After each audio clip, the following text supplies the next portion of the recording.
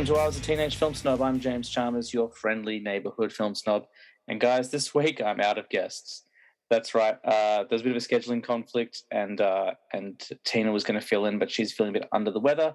So with less than 12 hours before the show drops, I was kind of put in a position where I had to make a decision. I decided not to leave you with nothing. That could have happened, but I'm really proud of the fact that the show's been running on time every week without missing a beat.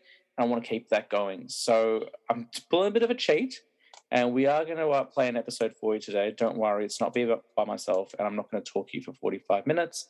Instead, what I'm going to do is play something old for you, something that no one's probably ever heard. So just to give you some context, you're going to hear today the first ever podcast I recorded with Nick Owen. Nick was a guest on episode 2, where we talked about Martin Scorsese.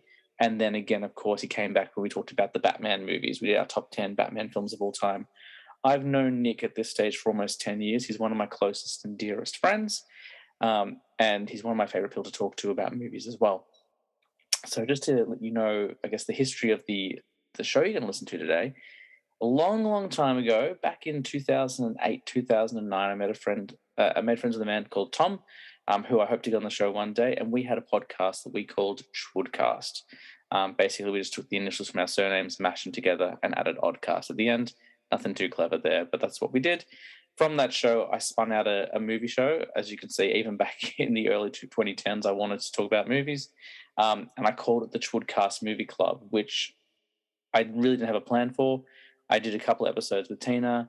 I did a couple episodes with a friend of mine called Andrew. And then the very last episode before I launched Past the Remote with Nick and Tina, I did with Nick. So this week's episode is the very first recording of the two of us together, Nick and I. It's going to sound really amateurish. I'm not going to lie. It's, we were figuring things out. But I wanted to play something for you just to show how far back the conversation goes. And what we do in this episode is provide commentary for a movie called The Room. Now, if you haven't heard of The Room, it's directed by a man named Tommy Wiseau, who's got a very unusual history, which we do talk about in the episode. And he made what's widely considered the world's worst movie ever, but I don't see it that way, and I don't think Nick does either. We have a real affection for it. Like, it is cheesy and poorly made and very, very funny to watch, but it is a real passion project by a guy who just wanted to tell a story. So if you haven't seen The Room, it's definitely worth checking out. You can get it online on Blu-ray, but also you can watch it on YouTube. And if you saw The Disaster Artist a few years ago with the Franco brothers, that's what it was about. It was about this movie, The Room, and how it was made. So there is no new content this week, and I do apologize for that. Next week, we're back on track. We've got a whole new slate of content coming out as well, which I'm very excited about. You'll learn more about that as it happens. But I just want to wrap up this current iteration of the podcast first. Don't worry, nothing's changing. We're just going to bring in a bit more structure, and we're going to have a bit of a focus that's going to carry us out through the rest of the year probably. But it's going to be very exciting, and pretty much everyone who's been on already is coming back to do more. They've all told me already, which is excellent. So with that being said, that's the end of the intro. I don't want to keep going too long. If you don't want to listen to this old episode, switch off now, and we'll be back to normal next week. But I really encourage you to listen to it. Yeah, it's old, and we haven't quite found our groove yet, but it is pretty fun. You can hear the affection Nick and I have for each other and for talking about movies with each other as well. So kick back and listen to us on the Chwoodcast Movie Club, a very, very old show, as we talk about Tommy Wiseau and The Room. All right, guys, I'll catch you next week. Hey, everyone. One more thing before I start the episode proper. When I tested the audio after recording the initial intro, I realized that the file that was recorded with Nick and I 6 or so years ago, there's a bit of a flaw with the audio towards the end. So most of the show was absolutely fine, really clear.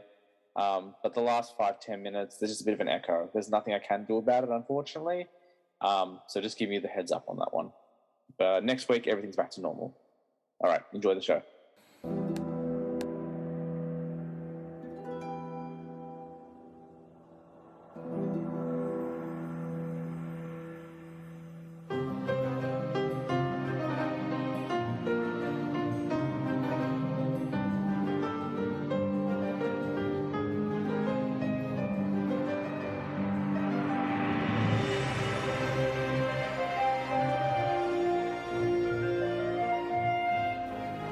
Welcome to the Truecast Movie Club. I'm James Chalmers, and no Andrew this week. I'm losing co-hosts by the wayside. I haven't had Tom for about a month now, and now there's no Andrew either. But instead of going another fortnight without a show, I thought I'd call in a special guest, which is cool because this is someone who I've wanted to record with for a while, and a movie I've really wanted to talk about for a while. So when you want to review the best, you bring in the best. So ladies and gentlemen, my very good friend, Nick Owen. Hello, James. Very excited to be here. You said you're going to do that, and I thoroughly enjoyed it. I was thinking about it this morning before you got here, and I think you're probably my newest friend, in as much as my newest close friend, I guess. Oh, thank you. Because I guess I've known you for a couple of years now, but even though I've kind of met people at my new job, I would say that you've kind of risen into the ranks of close friends very quickly. So you've been the most recent addition. I'm not too sure. Why do you think that is? Why we became friends? Maybe because we both like talking rubbish. I think there's a couple of... I think it is the quips. Yeah. We do have a similar sense of humour. And we have a very similar taste in movies as well. Yeah. I would say, for the most part. Maybe not horror movies so much. I'm not a big horror movie guy. No. But we like bad movies. Yeah, we do. How Did This Get Made is a bit of a guide for both of us. Well, you introduced me to How Did This Get Made. And it quickly became an altar that I worshipped at. Yeah, it's easy to do. It's great. But unlike you, who sit down and watch each movie before you listen to the show, after I went through the ones that I already seen, I'm like, I'll just listen to them all anyway. Well, actually, I don't... If I've seen the movie, I'll probably just listen to the podcast, but I tend not to listen to an episode I haven't seen yet, because I don't think it's as funny. I thought that might be the case as well, but it actually works. I found like this stuff... look, to each their own. Yeah. This is our first on-podcast fight. I'm sorry. Not while I'm drinking, mate. But, so the movie we're going to watch today... Because we haven't watched it... look, we've watched it a bunch of times. Yeah, I've seen it. Too many times, I would say. I don't know if you can ever say this movie too many times. But I've mentioned this one a lot on multiple podcasts. We're going to talk about The Room, the Tommy Wiseau classic from 2003. A film about a vampire freak, as far as I can tell. But yeah, normally what we do on the show is Andrew and I will watch films separately, then sit down and kind of review it to each other. But seeing this is a film that I've seen at least 5 or 6 times, and you've probably seen over 20 at this point. Yeah, sadly. I thought we could do like a little pre-game discussion, and then we'll sit through and do somewhat of a commentary track, which will probably end up being just us mocking the film for an hour and a half. No, that sounds good to me, man. When did you first become aware of the film, The Room? I reckon it would have been about, I don't know, like 5 years ago. Okay. That's about the same time that I kind of heard about it. Yeah. I don't remember where. One of my mates just had it downloaded, Yeah. And we watched it, and my life was changed for the better. The rest is history? Yeah, exactly. I just couldn't get enough of it. I think it was a similar story. I'd heard like bits and pieces about it, and then one time a friend of mine, an actor friend of mine, was like, we should go into the city and watch The Room, and I was like, I've heard about that, what is it? And he kind of told me. I was like, that sounds cool. But it's one of those things where we kept saying we'd do it, and then we just never did. So one night I was with friends, and it was available on YouTube, so I watched the whole thing on YouTube through like the old Apple TV or whatever. And again, my life was also changed. Yeah. Well, I think the big thing to do is to go see it at a cinema because it's quite interactive, but I must say that I prefer watching it in the safety of your own home with some friends. Well, I've done the interactive experience once, which we did together about this time last year. Yeah, it would have been about that, yeah. We went and saw it. And apparently the film is better if you're inebriated, but I've never watched it drunk or high or anything. I've only ever watched it sober, and it's still a pretty amazing experience. Well, I don't think I've ever watched it this early. It's never been light when I've watched it. I've got to be honest, I did try to watch it this morning. I woke up at, I think it was 5:30, and I finished off an episode of Shameless that I tried to watch yesterday, and then I was like, all right, I'm going to watch The Room in preparation for the show today. Yeah. And I put it on, and I got to maybe like 5 seconds before the first love-making scene. Yeah. And then Tina started to come downstairs. I'm like, she's not going to be prepared for this early morning. No. Because Tina likes it as well. She's seen it as well and thinks it quite a bit, but not as much as I do, and certainly not as much as you do. Yeah, well, that first sex scene is hard to get through. It's long. It's arduous. I did check the count. I think it's about 7 minutes in. Yeah, 7 minutes. And the first 7 minutes is mainly credits. Yeah. Yeah. His dual production logo as well. Well, that's interesting. I was thinking about that this morning. My version of it, because I've got it on my hard drive, doesn't have all the logos. It only has the last logo before it starts. I think I've got the one that's got All three? all three different Wiseau production logos. Yeah. Can you try and, for those who are unaware of the beauty that is the room, can you kind of explain what the film is? Like the plot? I guess. Yeah, I'll just give it my best. Well, it's about Johnny, played by Tommy Wiseau, who is basically, what is he? He's a banker? He plays a banker, yep. Plays a banker, and he finds out that his future wife, because I don't think he knows the word fiancé yet, is having an affair with his best friend. They basically, would you say ruining his life? It sort of turns out that way, doesn't it? It gets more, this is all from his perspective, and he's very much the hero of the piece. And it just builds and builds, and there's a climax at the end. Don't spoil it. Yeah, I won't spoil it. We will get to it at the end. Yeah, okay, if we're going to watch it, I won't spoil it. But yeah, it's his predicament gets just a bit worse, and yeah, all right, I can't say anymore, otherwise I'll just spoil it. I think the thing as well that people need to understand is if they haven't heard of this, and they've never heard me mention any of the shows, it's constantly referred to as the best worst film of all time. Yeah, and it was intended to be, I think, like a very serious drama about relationships and how relationships fall apart and how nice guys finish last. And it was never received that way. And then he changed. It was like, oh, it was more of a black comedy. Yeah. Well, the thing about it is, it's not like you'll see some bad films where maybe it's got like a pretty big budget, so it looks alright, but the writing is terrible. But this is just like, it's bad in every way. But in a way, it's so bad that it's charming to the point where you can't help but enjoy it. Like, well, that's it. Yeah, I've never met anyone who doesn't like it. Yeah, well, that's the thing. I know a couple people. What? Andrew, who is the co-host of the show, doesn't like it. I know someone who doesn't like it. Vanessa, I'll name check her. Oh, really? She doesn't like it? No. Do you know my mate Matt? Mate, is he the one who came with us? Yeah. Yeah. He fell asleep in the screening. That's right. He's the one who didn't put the donation towards the cheerleaders. Yeah. That's a joke that no one's going to get. Yeah, no, that's all right. It's a where were we? We were at what's the burger place called? We were Grilled. Grilled. Yeah, it's a grilled joke. Yeah, grilled in joke. Live on Grilled. Minutes before the midnight session. Yeah. But yeah, so it's written by a guy who doesn't fully understand the English language, and it's like, actually, I know too much about this. This is a sad state of affairs, but he filmed it with two cameras side by side. That's right. He used film stock and digital because he wasn't sure what would look better. Yeah, what was going to be the future. But because of that, every shot is just off centre. Yeah, exactly right. Yeah, yeah. And the acting is something to behold as well.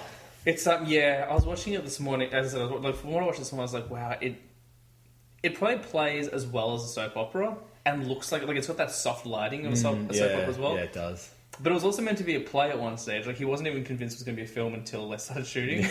That's why, like, you see so much, like, kind of one-room shots and people just kind of enter and exit, like, constantly. Yeah, yeah. He actually raised the money for this film by importing leather jackets. I heard that. But I heard he also had a producer friend. That's why it's called, like, a Chloe film or whatever. Like, at the very start, like, one of the producers is called Chloe, and apparently she was his ESL teacher or something. Really? That's what I heard. She's just happy to pony up the cash. I think Greg Sestero talked about on the How Did This Get Made podcast when they interviewed him. Yeah. I don't know, I have to re-listen to it. Yeah, and you've met Greg Sestero. I have. I was hoping that wouldn't come up. The pivotal antagonist. That's right, yeah. I went to see him at the Nova cinemas, and he did a bit of a talk and read from his book, The Disaster Artist. I'll give it a plug. Available now from our sponsors, audible.com. And he was lucky enough to get a photo. He's a handsome devil in real life. You can understand why Lisa fell head over heels, even though technically she tricked him. Yeah, that's true. Yeah, it was her fault, actually, I think, if we listen to the film. But look, I mean, I've heard numerous films over the past 10 years or so being called misogynistic. Films like Antichrist, which is meant to be very misogynistic, and a lot of the teenage sex comedies and stuff. I don't think anything has more Yeah, more true lines to misogyny than the room. Yeah. I mean, like the mantra is that women is evil. Yeah, and if it wasn't for Johnny, it seems like Lisa would be destitute out on the street. It's pretty amazing. Yeah. I guess we can keep talking about it, but we do have it queued up, ready to go. Yeah, I think why not? Let's start it. If you are listening to this and you haven't seen it, it is on YouTube, so go check it out right now. We'll wait for you. Wait a couple of seconds for you to find it on YouTube. Okay, you found it? Yeah. You could just pause the show and then find it. This is amazing. It's going to be really... if you've never seen it before... Again, like it totally works sober. I've never seen it inebriated. But I think I might have to at some point. Yeah. We'll do a part 2 commentary where I'm just wasted.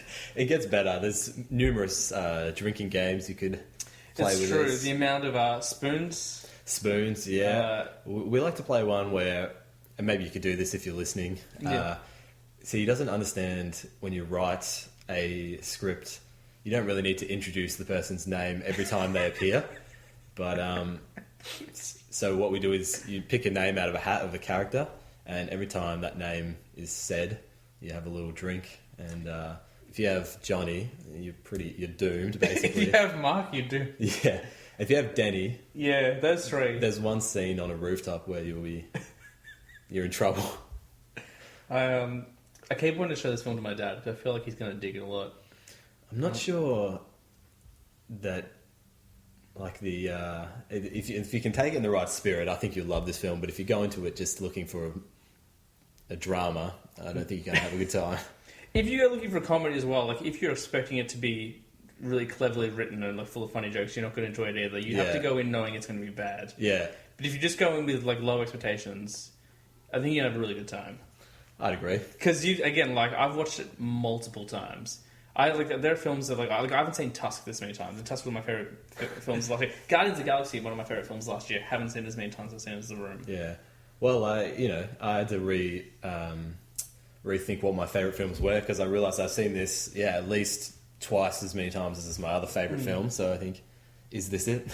It could be, but you never want to admit it. You're like, to me, it's kind of like it's the butt of the joke. It's like, oh, I like it because it's stupid or whatever, but there might be something to it. You might be right. You might be right. Maybe he's a genius.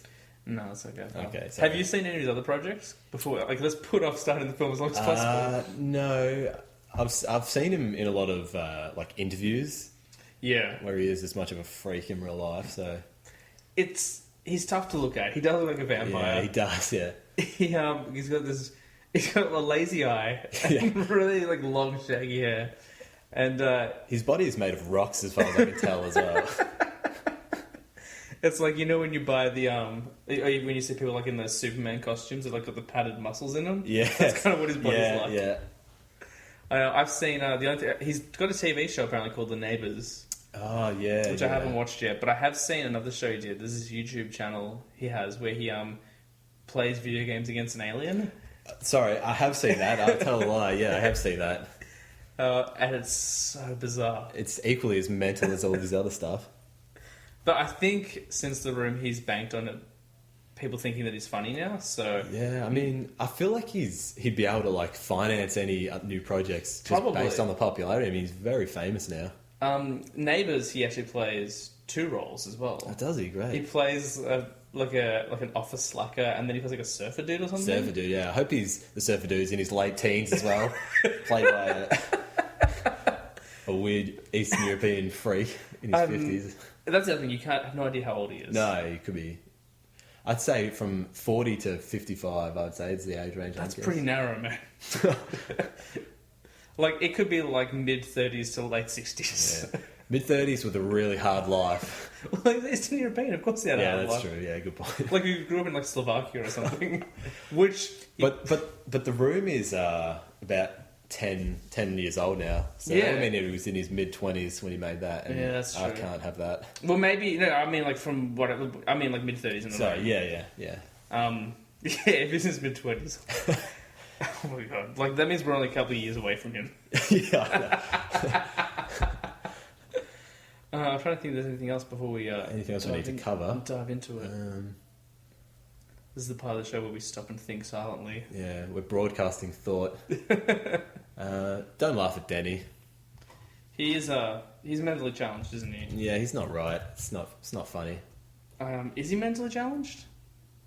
Yeah, You gonna say that? I'm gonna guess. There's like we haven't even started the film yet, and there's so much to talk about. Like about the couple on the couch that only appear for like that one scene, pretty much. The guy who does possibly the best blowjob face ever recorded.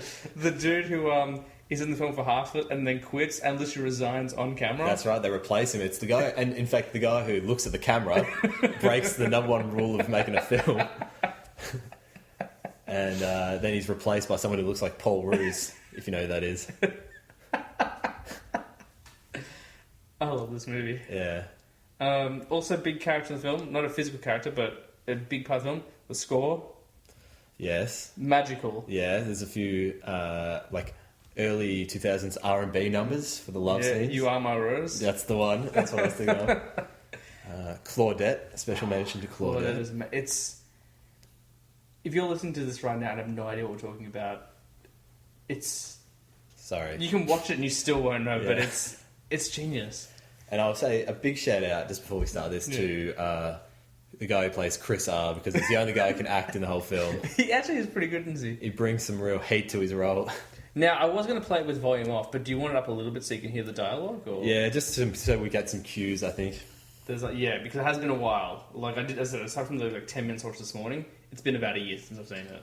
I think you'll need to hear the dialogue of the florist. The only thing I'm worried about is, and we can cue that up later and play it back on the YouTube, as they say. But my only concern is that we might just start watching the film and not say anything. Do prod me if I do get transfixed by this guy. Alright, so we're at 0:0, literally I queued it up right where it needed to be. So if you've got it on YouTube or if you've got your hands on a download, get it ready because this is going to be amazing. And we're playing. And there it is. White Hour Films. Ripping off the Universal logo. Some spinning globe. It's a very fast globe. Say Chloe Productions. Okay, yeah. TPW. I don't know what that is. Yeah, I don't know. I think it's... I don't know. They go Wiser Films Production again. The titles are very 90s. Little fun fact. Yeah. This intro... Oh, by the way, it's set in... Still image? Yeah. We see him on a tram before he's introduced. Yeah, we do. I saw that. Also, that is a PowerPoint slide. The most cheapest font I've ever seen. But I only noticed it this morning for the first time. That opening image is a still image. I never noticed it before. Yeah, I had to notice that. There he is, the big man himself. Right now, it's just setting the scene in case you didn't pick it up. It's... glorious shots of San Francisco. Yeah, Alcatraz, the Golden Gate Bridge. Yeah, and we never go to Alcatraz or the Golden Gate Bridge. No, we don't. Well, we do go across the Golden Gate Bridge a few times. Oh, do we? Yeah. It's look at that harbour. There Juliet she is. Daniel. She's quite a stunner, if you don't mind me saying. She definitely some weight fluctuations during filming though. Yeah. Like she does change proportion constantly. Never any mention of these are all generic images that we're seeing right now. Yeah, stock footage, I think. There you go. So that's Chloe. Chloe, okay, so she's. Maybe it wasn't her. Maybe it's a different Chloe. Very Sestero.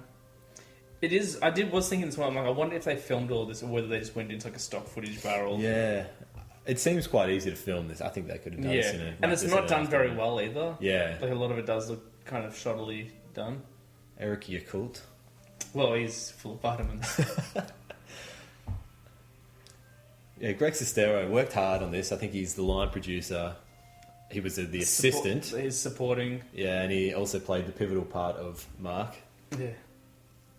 So get ready. So here's the tram coming past. We'll see her. There he is, right there, out in daylight. The Shadow Walker. Is that the same street as Mrs. Doubtfire? Yeah, I think it is. A friend of mine has actually been outside of these apartments as well. Oh wow! The same friend who told me I should watch this movie. And here we go, 90s soap opera.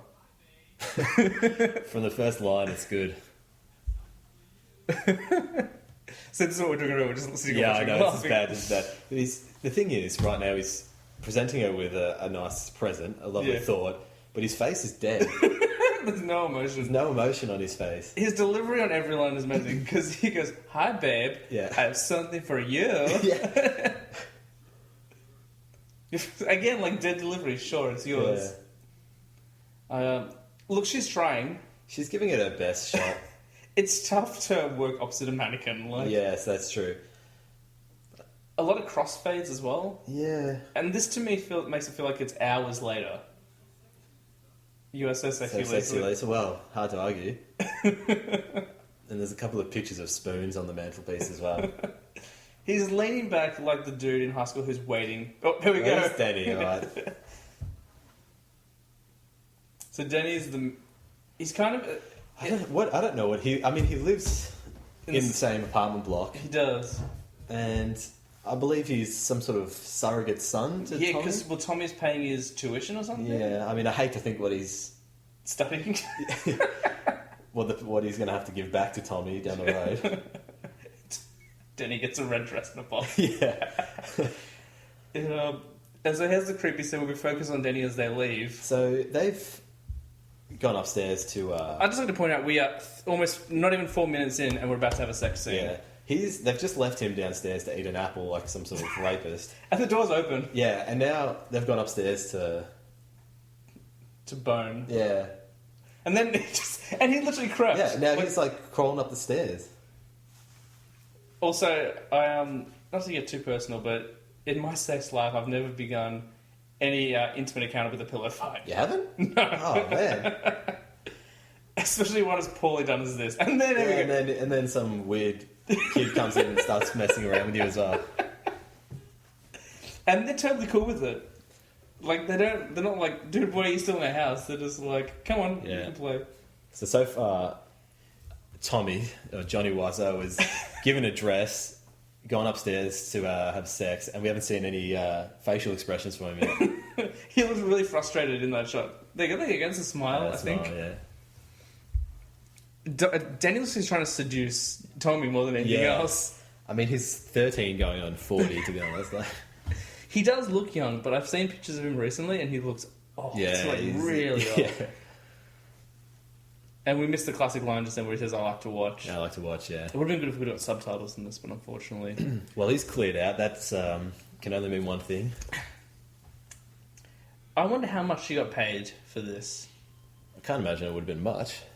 Like, did she think this film was going to... I mean, I know that a lot of people like decided they wanted to do it because it was just so bizarre, but she gets naked in this film and has to like make out and simulate sex with this dude multiple times. Yeah, and apparently this was the first day of filming as well. And she's not unattractive. I don't think she's like super ugly. Yeah. No, I definitely agree with you. Again, slow motion I'm transfixed. pillow fighting. Yeah. It's just... Also, to stimulate rain in a minute, someone just puts a hose on the window. Because never has the rain been so constant. Yeah, exactly. They're doing a bit of a dance. It's a bit of a striptease move. Yeah. With the tiger caught in his hair as well. See, none of this... I can't even call this a cliche. Like, I've never seen it done anywhere before. No, I mean, he's a real maverick. No one does this. There's either some wind in the room or the cameras on an angle.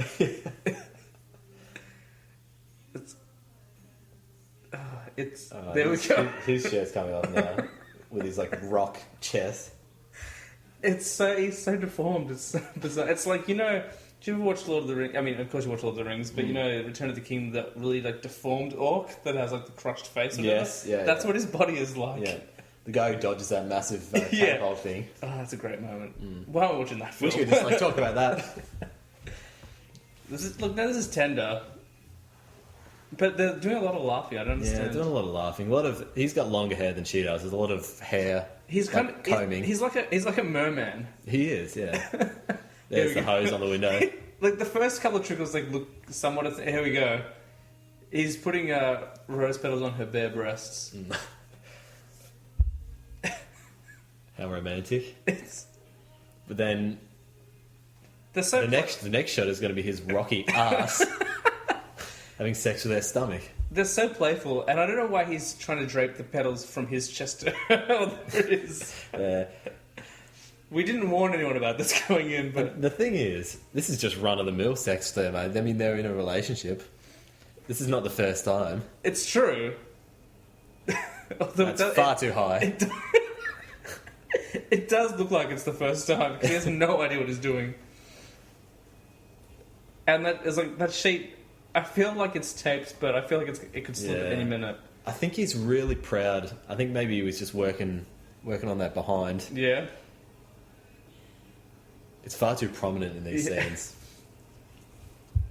And also, it's such a Oh, Jesus. such static shots of his like naked, muscly body. Yeah. He's the real star of these sex scenes, that's for sure. It's not about the girl. Like whenever you watch a film that has a sex scene, like I think they try to do like a balance between the two because they don't want to over sexualize the woman, but they're trying to show. But I would say it's generally slanted towards the woman. I think. Yeah, like especially like I was trying to think about it before. I'm like, you know, like Sin City, obviously, the Ava Green stuff.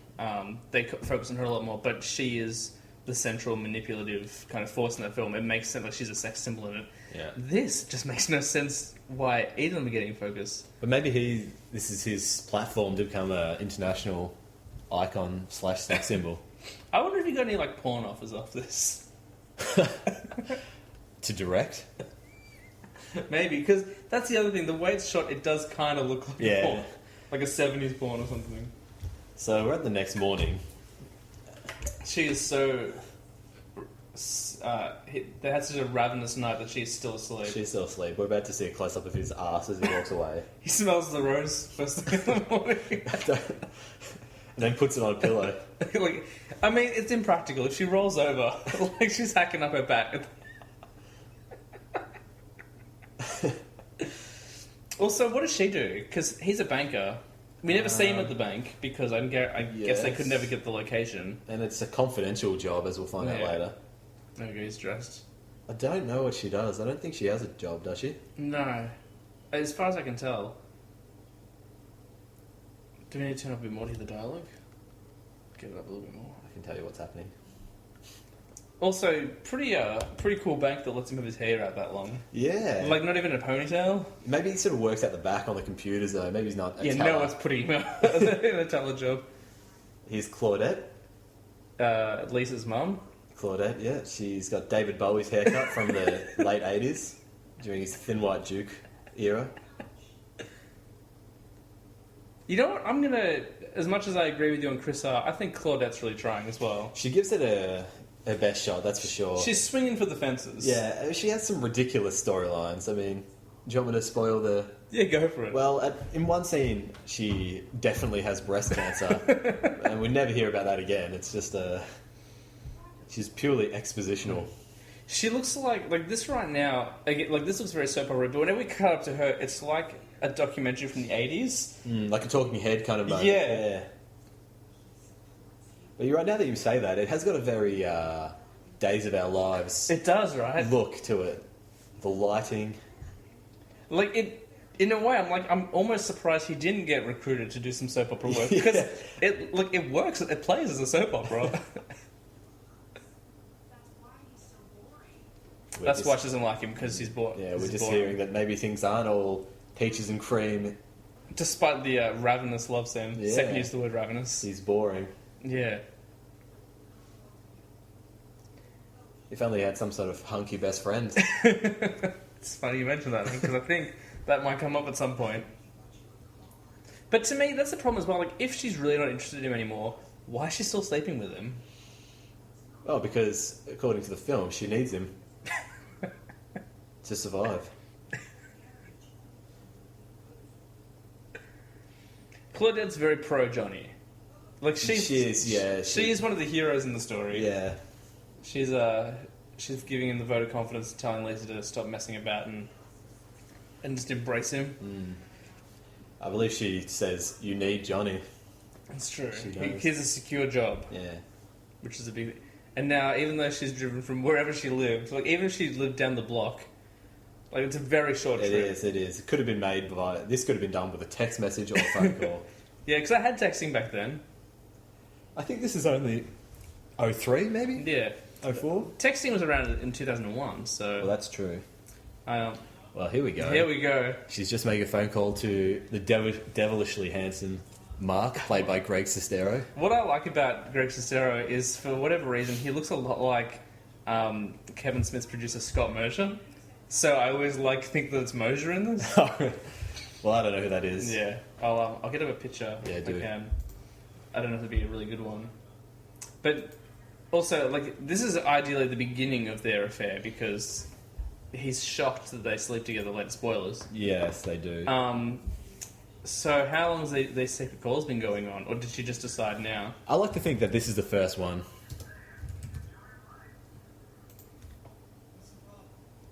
There's only 2 photos and doesn't look a whole lot like him, but there's a really good photo of him from the 90s where he has 90210 hair, and it's a lot like Sestero. Yeah. So abrupt. There we go, another shot of the tram. Just a shot of San Francisco. Passage of time shots, I like to call them. So we know it's a new scene. Which is funny because before we have her go upstairs and then come back downstairs in the same 3 seconds. Well, here's Mark. Different shirt? Different shirt. Well, but she's wearing a different set of clothes, isn't she? She had clear shoulders on before, kind of transparent shoulders. Yeah. So Might be cold. She put a jacket on. that's true. But is it the idea is it's the same day? That's what I'm thinking. Oh, like he came right over after that. That's what I'm thinking. She knows what she's doing. So does he, though. He doesn't know. He doesn't know what's about to happen. The minute that she strokes his shoulder and stuff, I feel like he's kind of at least he'd be kind of what's going on here. Well, she passes him a wine glass and caresses his fingers on the way back. And now she's going to undo her top.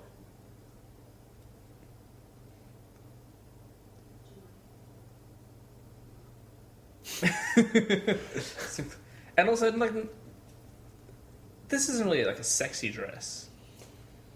I think it's the best she's been given to work with. You know what I mean? Didn't she have a really sexy dress on the night before? Yeah, the red one? That was from Johnny. She's not going to completely defile the relationship. No, I'm not saying we're the same one, but clearly she's got... I don't know. Oh, apparently it is a sexy dress. I apologise. The more I watch this, the more I'm like, this is a soap opera. It literally is. Do you reckon they studied? I mean, no one's studying anything, but it feels like they drew inspiration from soap operas. Because it's very melodramatic, all the performances. Yeah. The camera work is atrocious as well. Yeah, cutting out half of her head there isn't the right move. It's not ideal. So right now, she's sitting on his lap. Would you say caressing his beard? Yeah, give him the old the facial stroke. Johnny's his best friend, right out of his mouth. He wouldn't do anything. How many times did you say that in this film? It's his best friend. He wouldn't betray him, would he? I don't think so. What did she just say? This is between you and me, but she said something before then. Damn, we need subtitles. That's okay. For someone who is best friends with Johnny and doesn't want to get into a relationship with her, he's not doing much resisting. Oh, he is resisting. Here we go. No, but she's back. Well, he didn't. No, he put down his glass of wine so he could use both hands. She doesn't love Johnny. There you go. She said it. We're just watching this. Yeah, we're waiting for the kiss to happen. Yeah, I'm just interested on the timing here because it seems like we're about to enter sex scene number 2. We are at 16 minutes. 16 minutes, that's good. Good ratio. Oh, now I remember what I was going to say before the film started. Despite what we say about this and how much we mock it, this is a real film. It is a 100-minute film. It's an hour and 40 minutes long, which is well over feature length. Some of the bad films we've seen can't even make it to 90 minutes. What's the minimum for a feature? No, I think it should be 90. 90, okay, yeah. I mean, technically, based on American standards, it has to be 60 minutes. It has to be an hour or more. Okay. But I think if you're going to the cinema to watch a film, you need to be getting 90 minutes out of it. Like when I watched Piranha 3 Double D, and it ran at 72 minutes, I was kind of like, well, I'm glad I downloaded this. Yeah. They're also the most awkward kiss I've ever seen on screen ever, perhaps. Well, they're going to have sex on the stairs, so we may as well just talk over this. For me, I feel like 2 hours and 20 minutes is the perfect length for a film. Yeah. I don't know, it depends. Sometimes, I've seen some 2-hour horror films, I'm like, come on, man. Or like 2 hour comedies where I'm like, Yeah. I just want to get in and get out. Like, I suppose it's what you watch. I don't watch too much horror, but I think for like a drama, oh, I mean, I watched The Martian the other day, and it's a 2.5 hour film, and it didn't feel like that at all. It felt like, yeah, it probably felt like a good 2 hours, which is still Yeah. a long film, but I dug it. There's a lot of issues with this scene. Not only because they're having sex on wooden stairs, which must be the most uncomfortable thing ever, especially with him on top. But also, like, I've done some film study and stuff in the past, and so whenever you shoot people through like bars or like a doorway, or stair whatever, banisters. the idea is that there's this feeling of like being trapped, Yeah, and I don't feel. I mean, I guess like they're hiding a secret, so maybe he is trying to use some mise-en-scene a so little yeah, bit. you're looking into the symbolism of this. I just thought it was just because he wanted a shot on the stairs. Yeah. Maybe it is a prison type of. So you said that the Johnny sex scene was the first one.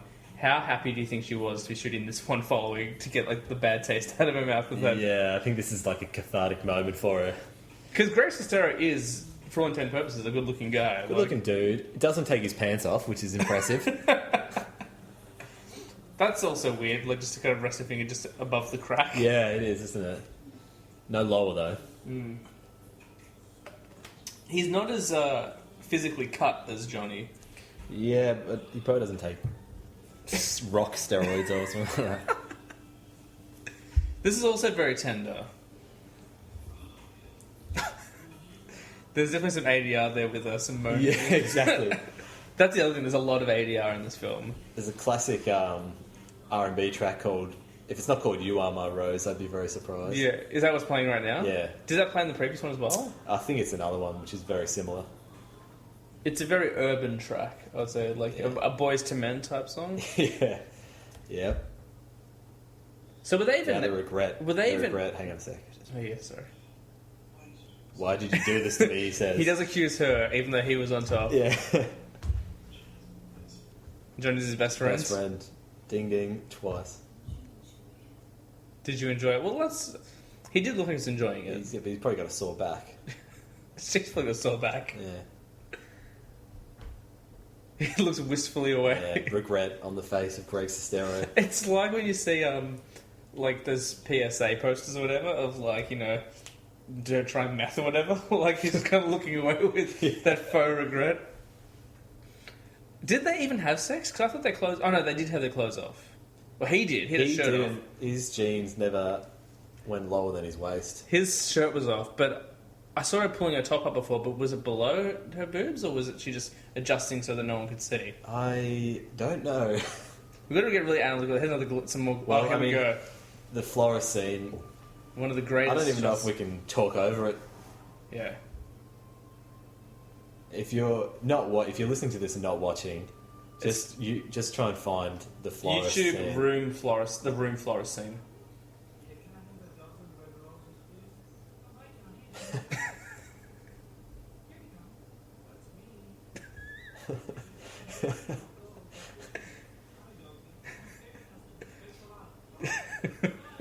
It needs to be seen over and over again. Let's we're going to pause the film right here. Yeah. I'm going to pull the clip up on YouTube. It's at 21 minutes into the film. All right, I'm just going to get the YouTube clip just so you can get an idea of what this film is like.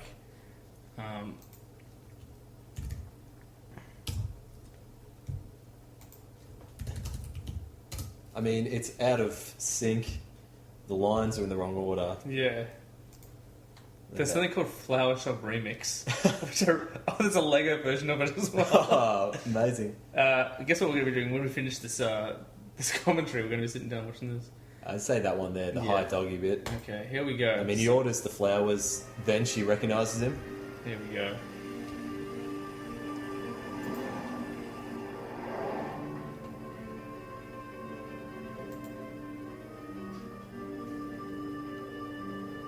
With a Godfather-esque theme. Yeah, really. Track it. Hi. Can I help you? Yeah, can I have a dozen red roses, please? Oh, hi, Johnny. I didn't know it was you. Here you go. That's me. How much is it? It'll be $18. Go, keep the Keep the change. Hi, doggy. You're my favorite customer. Thanks a lot. Bye. Bye-bye. You're my favourite customer is an odd thing to say. Well, again, we've talked about the fact that he's the nice guy. I'm going to resume the film now just so Please do. people aren't waiting for the film to say. But yeah, he's He's such a good guy that even the florist loves him. Wow, favourite customer. Yeah. I don't know how often he's frequenting this. Also, she doesn't recognise him, or doesn't realise it's him at first, even though no one looks like him. Like, he's the most bizarre looking dude ever. I didn't recognise you, you freak. Now, Lisa's confessing her... Wait, no, who was she talking to there? I think she was ordering a pizza, and it's a weird order as well. I think it's like half margarita, half Canadian bacon or something like that. Oh, yeah. Here's Danny again. Danny. This creepy little maggot. Stealing scenes. Now, I'm assuming it's the same day. She's now in her third outfit Yeah, change. that's true. Danny's still in his rags. He's just asked if he can kiss her. And you would think, considering she's so villainous and open to other men, that she would give him the old kiss. That's the one love scene I wish we had have received in this film.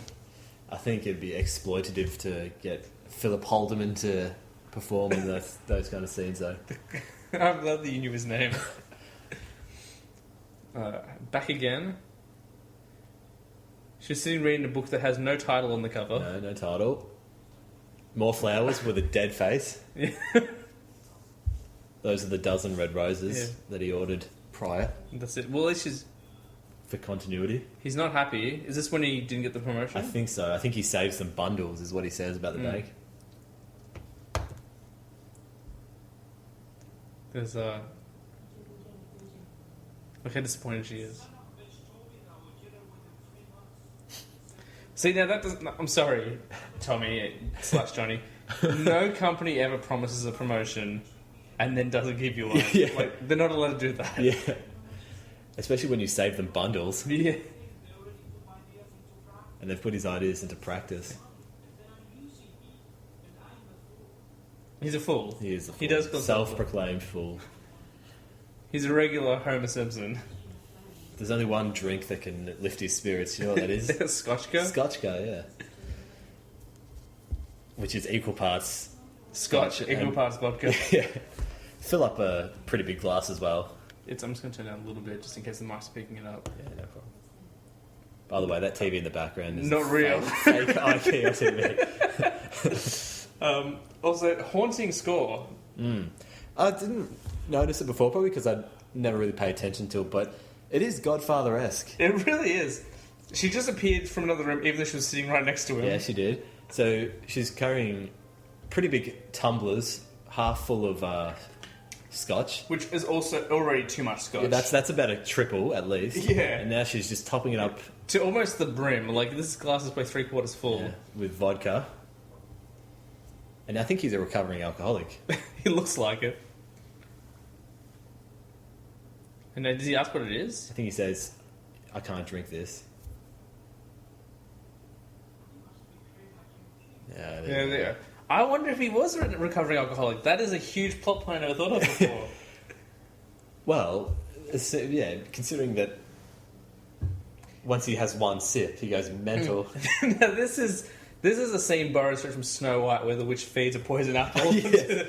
Because she's literally holding the glass in his hand and pushing it. And he does look a lot like Snow White. And then he utters the words, "You're right, it's good," about scotch and vodka mixed together. Now let's have some fun. So they're just going to drink. And then to show that they're having fun, she has his tie tied around her head in a Karate Kid style. They were just watching the Ninja Turtles. So. Now they're just drinking straight vodka. Yeah. And he's doing a very bad job of it. It's spilling down his chest. She looks like a chipmunk right now. Oh, he smashed the glass. That was also clearly a sound effect. Yeah. It was far too loud. He's so playful. Also, no one who's tired and wasted ever says, "I'm tired, I'm wasted." Yeah. And what's she after? She wants to get laid again. I think so. What sort of time are we up She to? says, "You owe me one." We're now 25 minutes 25 in. minutes coming into sex scene number 3. His shirt's already almost off. I gotta imagine he just tastes bad. Like to kiss. I reckon Like- ash Yeah, I was thinking... and salami. I was definitely going for smoky. Now there's the flowers. The dozen red roses. They managed to... Here we go again. And this is just footage from the same sex scene?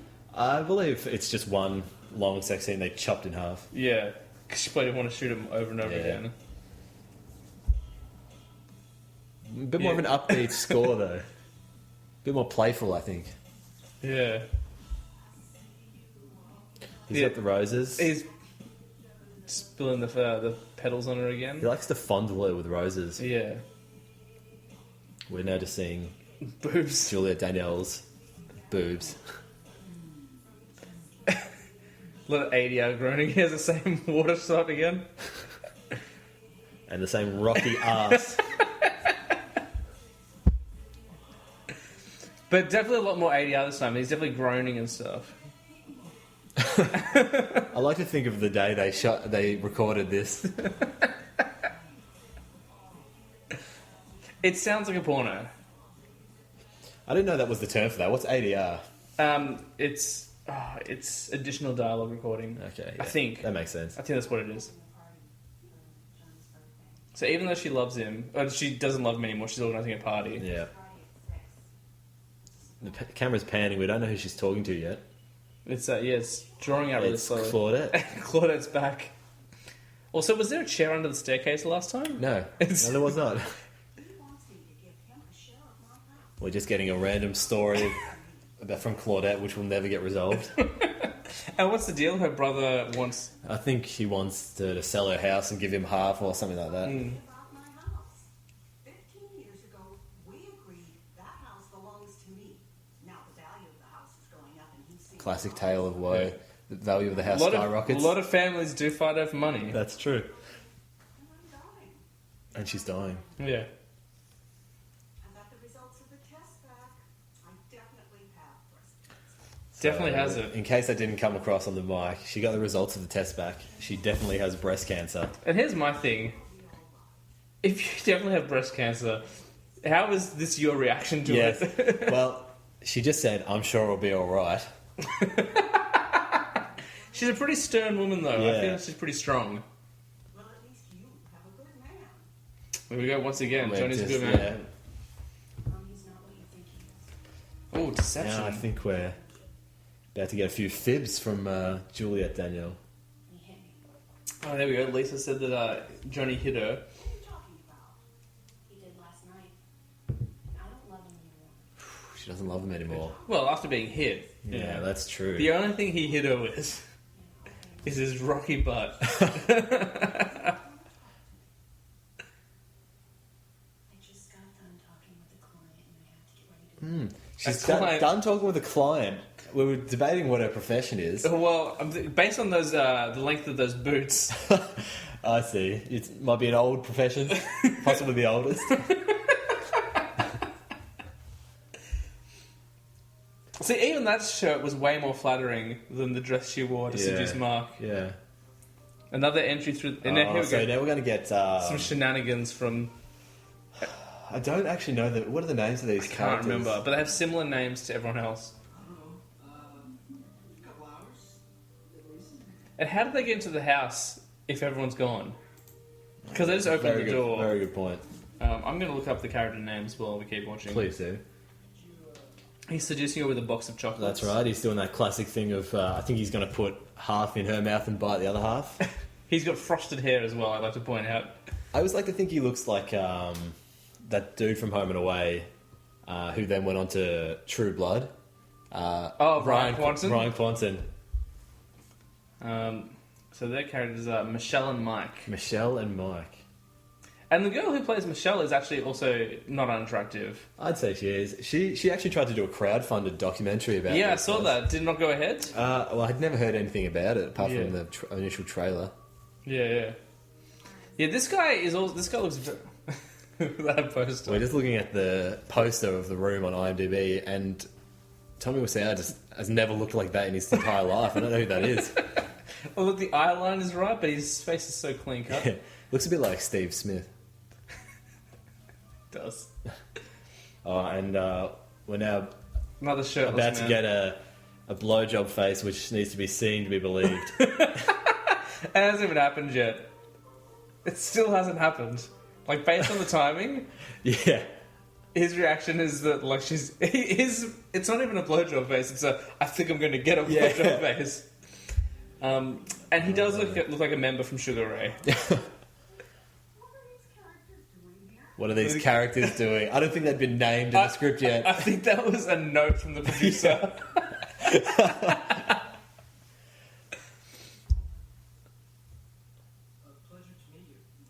Now, they've just finished having sex and he went to shake her hand. Yeah. I'm guessing he hasn't washed his hand No, yet. he hasn't. And just a little note, his shirt's on inside out just to add to the comedy of the scene. And Lisa was... first of all, Claudette was outraged, was now sitting on the sofa. They were having probably sex still moist. Oh, Denny's come in. And Lisa was totally fine with them having sex on the couch while she was gone. This is worse than Grand Central Station. That was actually a review of the film.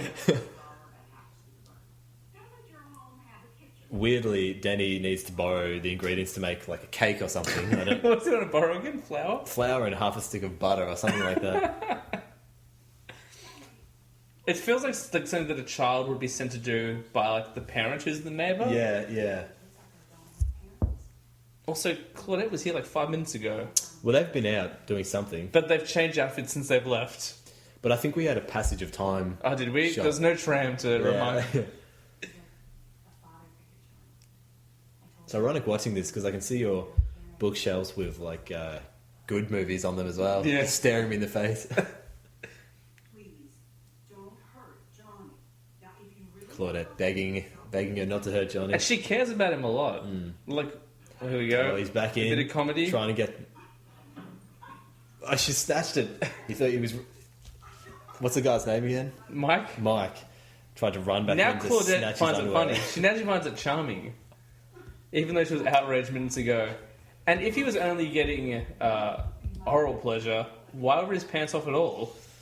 Yeah, but we don't know what it was. That's true, we didn't see. Yeah. For the first time in the movie, we did something was left to the imagination. No one else is willing to take their clothes off.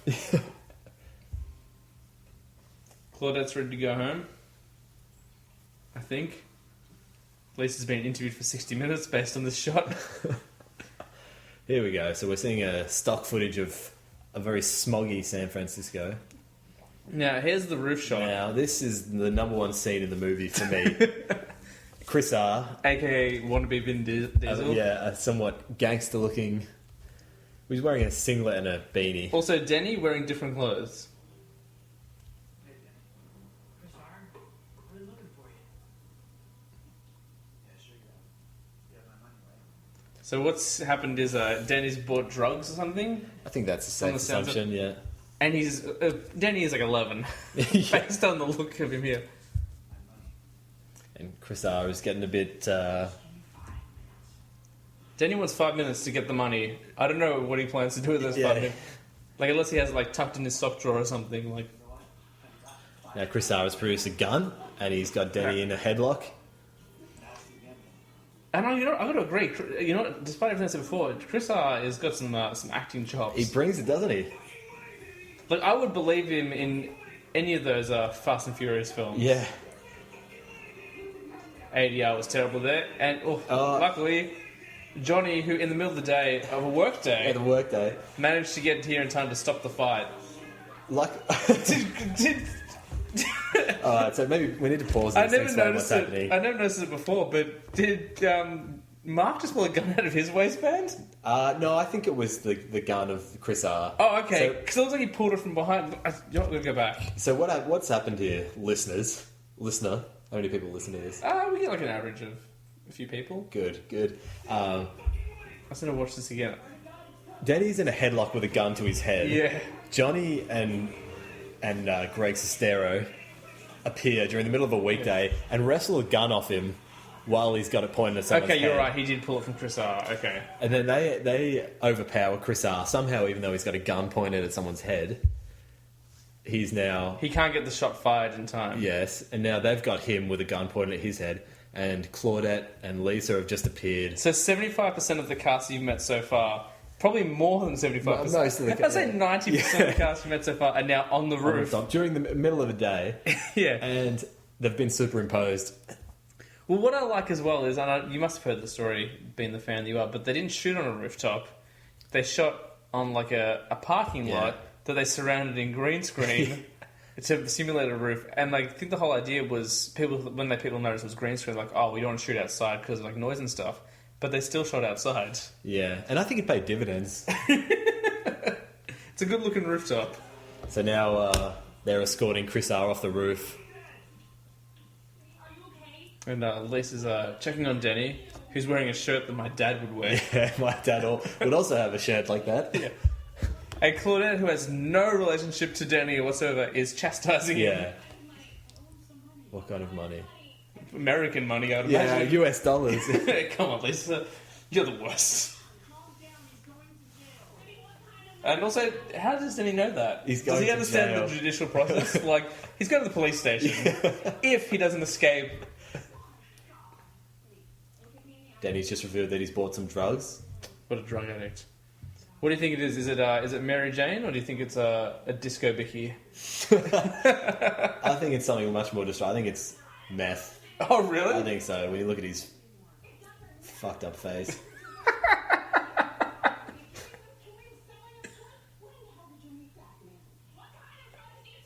What kind Here of we go. drugs? They're getting hysterical.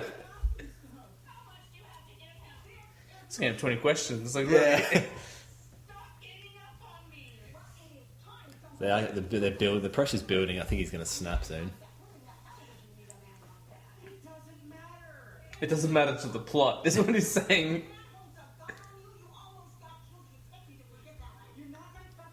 Whoa. Whoa. He's off the rails. He's out of line there. But he does have a point. Yeah, She has that's no Let me reiterate. She has no relationship to him whatsoever. Why is she telling him off? Charlie's back. It was a quick run to the police Yeah. station. They've just dropped him off at the police station on the ground floor, Mark just appears out of nowhere behind Claudette. looking especially superimposed. Do you think this is also kind of a Marvel Civil War type thing where we have one good on one side and good on the other? No, I don't think it's that. I think it's just poor camera work. Because everyone who's against Johnny is on one side, although Claudette is for Johnny. Now, Johnny is cradling Danny's head like his own son. He's promised that's not going to happen again, but if he is the addict that suggests this, Yeah. how can he make that promise and how can they trust him? Subtle fade to Lisa and Mark chatting on the phone. And Mark makes an excellent point where a girl who's lusting after him says, "I miss you," and he goes, "I just saw you."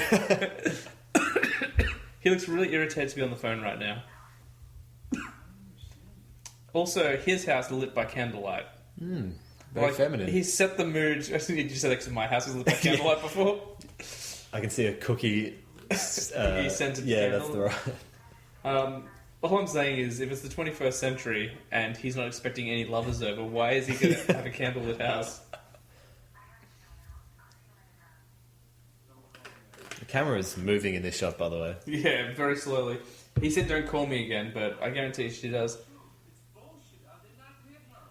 Now it seems like Johnny's just heard about the rumours that he's been hitting his future wife. But instead of confronting her, he comes out and talks to his boy. Yeah. He also, in anger, threw a plastic bottle full of water to the ground. Now, Mark's going to drop some science on you, some philosophy, if you will.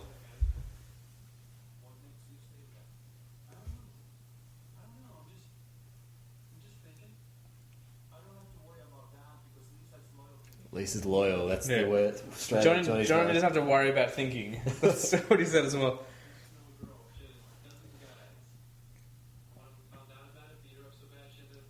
That is a terrible story. And Johnny loved it. What was it? The story was what, that he had to beat up a woman? No, someone he knew, or maybe it was a girl Mm. that he knew, had a dozen guys. One of them found out and beat her up so bad she ended up in a hospital on Guerrero Street. It's not a real street. And Johnny goes, "What a story!" Have we had XYZ yet? Examine your zipper? Not yet. Not yet? Yeah, we don't see each other anymore. You know, she wasn't any good in bed. She was beautiful, but we had too many arguments. Okay, so that's not a sentence. Because Johnny asked Mark why he doesn't have a girl, And he goes, we're not seeing each other anymore. She was terrible in bed. She was beautiful, but we had too many arguments. Make up your mind what the reason was. That sounds... Mark is the expert. It sounds like Johnny's mocking him, but he's not. Yeah. He's supporting his friend. This is one of a litany of scenes that features an American football for no reason at all. Also, they've gotten out of their seats and sat back down about 20 times at this point. Here's Danny again. And also, they've gone into a little hut where the stairs are, which cannot physically lead anywhere. Now, has Mark already said that women are evil as well? He calls them stupid or evil. Yeah, I think that's later on. That's later as well. Yeah. Look at that San Francisco skyline. Smoggy, I would say. For a city that I'm pretty sure isn't that smoggy. Yeah. Pretty clean city, Yeah, San I've heard. Francisco. Really don't think too much. It may not come out right. Great. Let's toss the ball around. Let's toss the ball around. Denny. This is the first time a child seduces Tommy in this film. They're now throwing an American football about Yeah. 4 feet. And the delay in like in the toss through the shot makes it like it's going a lot further than it has, because it's like a 3-second delay before they catch the ball.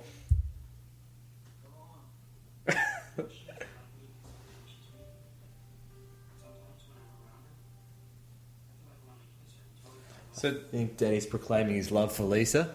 and Johnny isn't mad about it.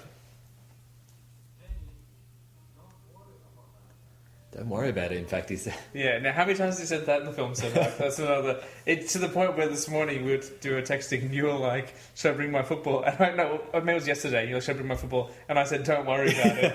And I was like, "I hope you realise that I'm quoting it and not just saying that."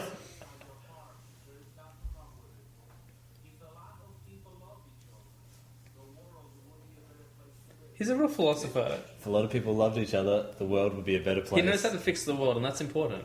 Again, he's a great guy. He's channeling John Lennon. What they need is the worst like parody of Imagine playing in the background right now. Also, decide not to fix the hair on his face. Yeah.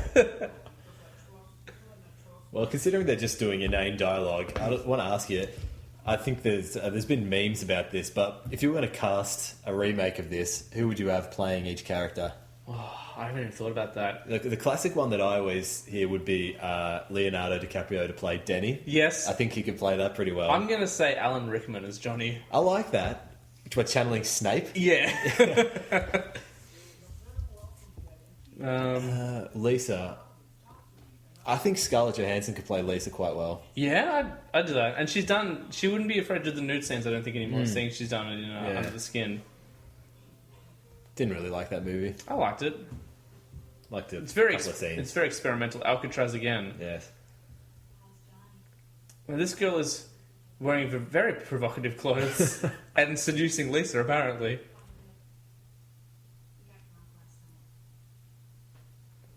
Now, Lisa's just lied about being hit again. This girl is also channeling a little bit of Gillian Anderson from The X-Files. So I just say get Gillian Anderson to play her. That is a great call, actually. I never thought of that, but you're right. Cast in this film. Who else? I'm trying to think who would play Mark. Maybe like a Franco? Yeah, I think Franco could do it. Yeah, either Franco, really. And isn't Dave Franco playing Greg Sestero in the Disaster Artist movie? Yeah. No, who's playing? Is James? I think they're playing. I think they're both playing their respective players. Yeah, this is a really boring scene. This is just them talking about her affair, which you think would be interesting, But somehow it's trash. No, I'm going to see if the Disaster Artist is. There we go. Now, why is Tommy going to be devastated if she breaks up with him? They haven't filled up any more information yet. Someone said that Kirsten Dunst might be playing Lisa. John Krasinski is Mark. That is genius. Yeah, I could live with that. However, I would just point out that on the message board, that post about Kirsten Dunst is by Goonie55. I'm not sure if Goonie's got as much credibility as an actual news article. Your preliminary cast. Here we go. So yeah, James Franco's Tommy Wiseau, Seth Rogen as actor, and Dave Franco's Greg Sestero. Yeah, I like that casting. I think Zac Efron could play Sarah? Mark. Yeah. Yeah, that's a good call. Yeah. Especially like Bad Neighbours version of Yeah. Did you see that? Yeah, I did. Not bad. I didn't mind it. I thought I found the scene where he milks what's her name very funny.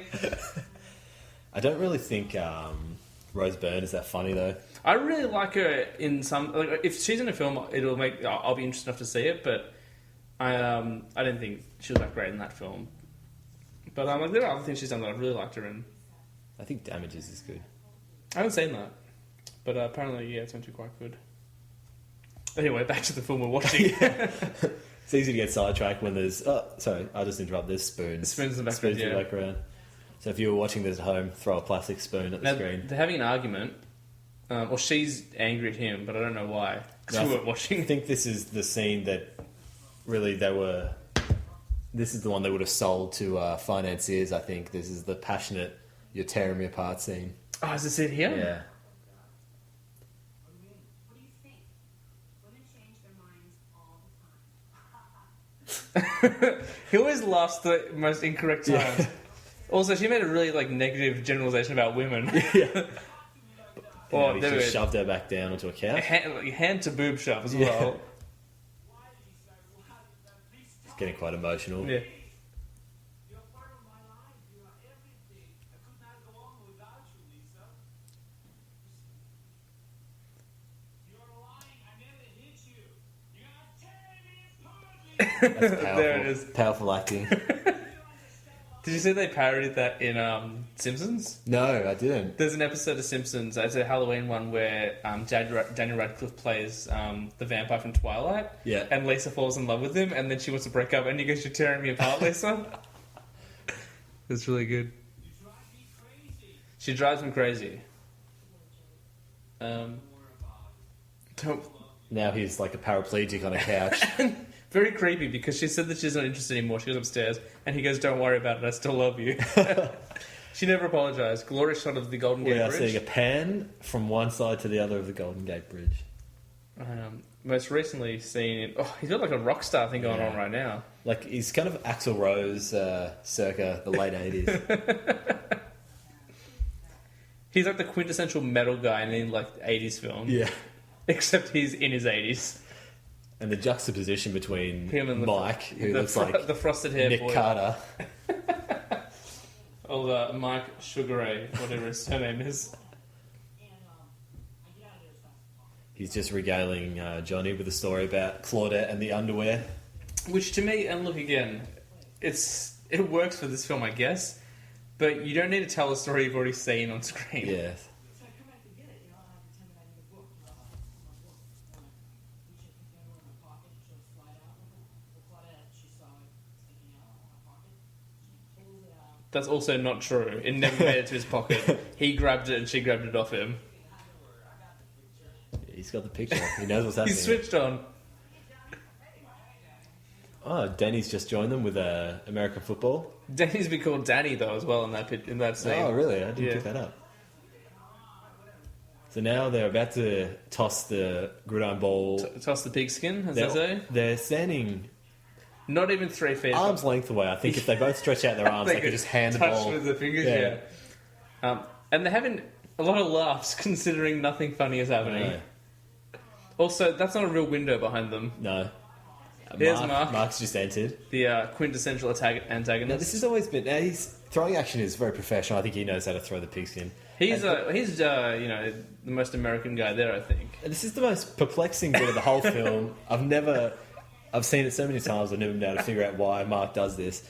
But for no reason at all, he smashes the ball into Mike's crotch. just stomach crotch area, and thus like pushing him into bins. And then he helps him up and carries him off screen to that hospital, maybe on Guerrero Street. To be fair, I thought the police station was on Guerrero Street. But to be fair, that wasn't an injury. Like, at the worst, he might have been like, "Oh, that kind of hurt." Yeah, and yeah. then Fell just into a bid. be like Taylor Swift and shake it off. Like, But I don't know why he did it. I thought it was meant to be an accident, but it was a very deliberate looking What, he accident. smashed into his stomach. He does. Claudette's wearing a stunning pantsuit. Blue business suit.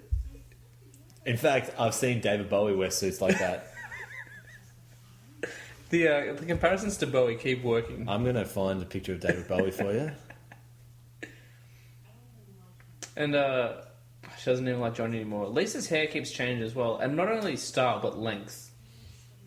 Johnny is watching creepily from behind the stairs.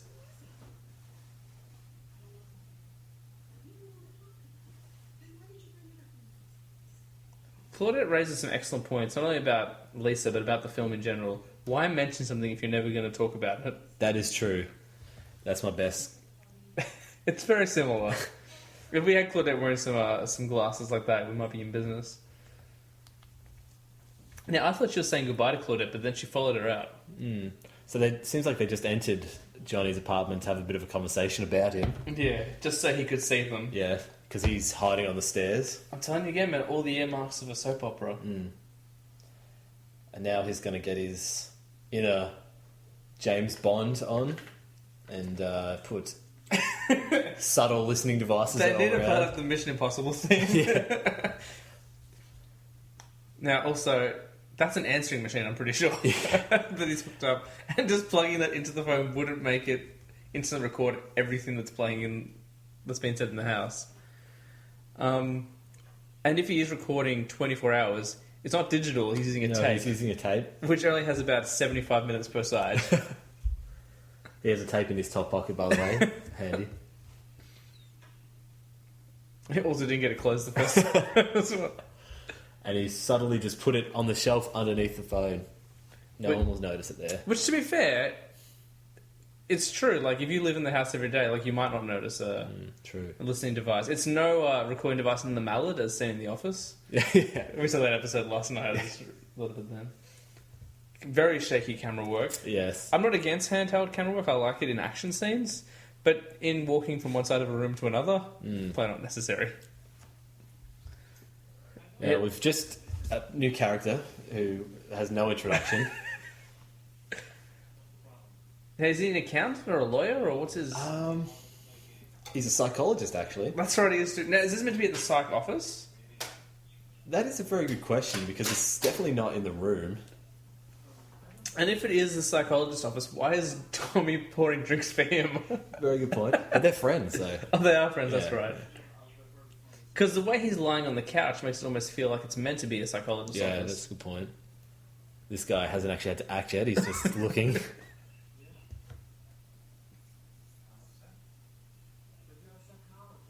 There we go, he is a psychologist. Good exposition. Most natural exposition we've had in the film. This is a great moment. This is a really good shot. Blurring out the foreground. It's like ABBA.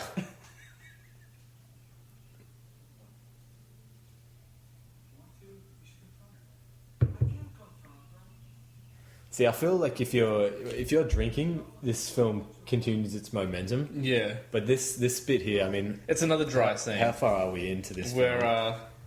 we're 52 minutes. 52 minutes. We're about halfway. It's really dragging here. Yeah. You know, like, Also, as a psychologist, shouldn't he not be giving him advice? it's not very professional to be. No. Because you are a psych major. That is true. And how would you help with Johnny here? You would just... I would recommend that he kill himself. No, I wouldn't. Very unprofessional to talk to your friends about their problems. Also, just invite a third person into this counselling session, if that's what it is. Well, maybe it is the apartment. It's the same colour scheme, but it's just very differently lit with different furniture. Here we go, this is the rant about women. Another bad shot of cutting his head off.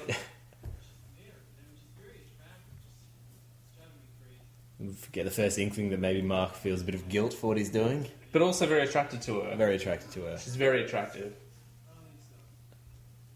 It's not the situation. You mean she's too old, or you think I would take her away from you? Tommy's having a bit of banter here, where he's making fun of Mark for his girlfriend either being too old or too easy for him to steal. Which Johnny would never do, because he's in love with Lisa. That's right, and he's a good guy. Yeah. Now, this psychologist is about to break the fourth wall. Now, you're involved in films, you make films. Would you say that's the number one rule of filmmaking? The fourth wall can be broken it generally happens more in experimental films or in mockumentaries and whatnot.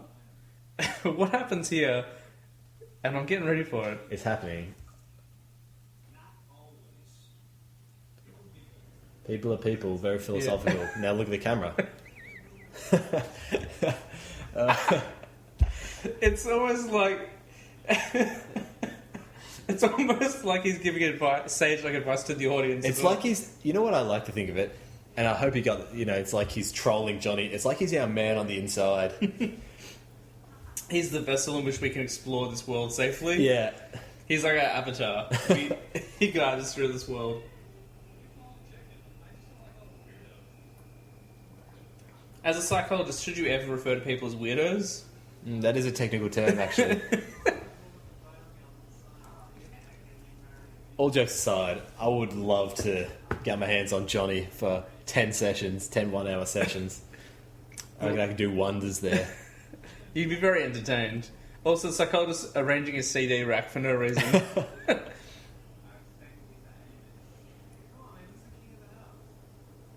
There we go. Mark's a real jerk. Because he's also saying who's the king of the house, as in why is Lisa getting out of line and controlling his life. As someone who lives with a woman who is arguably the queen of the house, very happy for her to do the things she wants to do. Like, especially when it's just that she's expected home. Yeah. This is incorrect. Johnny is a banker and said that he couldn't cash a check because it's out of state, but all American banks will cash all American checks. This is actually the story of how they first met. Now, how did they meet? He saw her and she was really beautiful, but where did he see her? I actually can't remember when they first met, but... The first date she paid for dinner. Yeah, that's right, because he's out-of-state check. That's right. Okay, that's how it all connects. So he hasn't been king of the house for a long time. Very ominous. Look at that head turn. Look at that head turn. It's the Dr. Evil shot when the chair turns around. Oh, wait. It's okay. So they are in the house. No, there must be, but it's just lit and furnished differently from all other scenes we've seen. Yeah, we're seeing a lot of eye contact between Mark and Lisa, even though Johnny and Peter, the psychologist... And Denny. But Denny's suspicious. Yeah, and it wasn't very, it wasn't like they were using kind of euphemisms to hide it. Yeah. It was pretty obvious that they're into each other. Something mental happens here. There's chairs everywhere, and they just sit on the floor inside the door. I never noticed this before.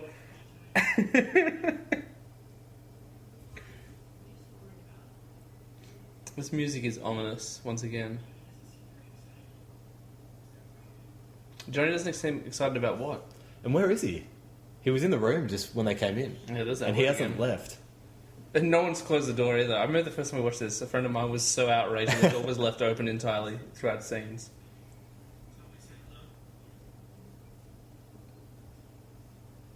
And why are they where's Johnny? Because he was literally just in the room, you're right. Well, so we haven't had any exposition, but now they're up on the roof. But is it the same day? Because that's definitely a different outfit for Mark.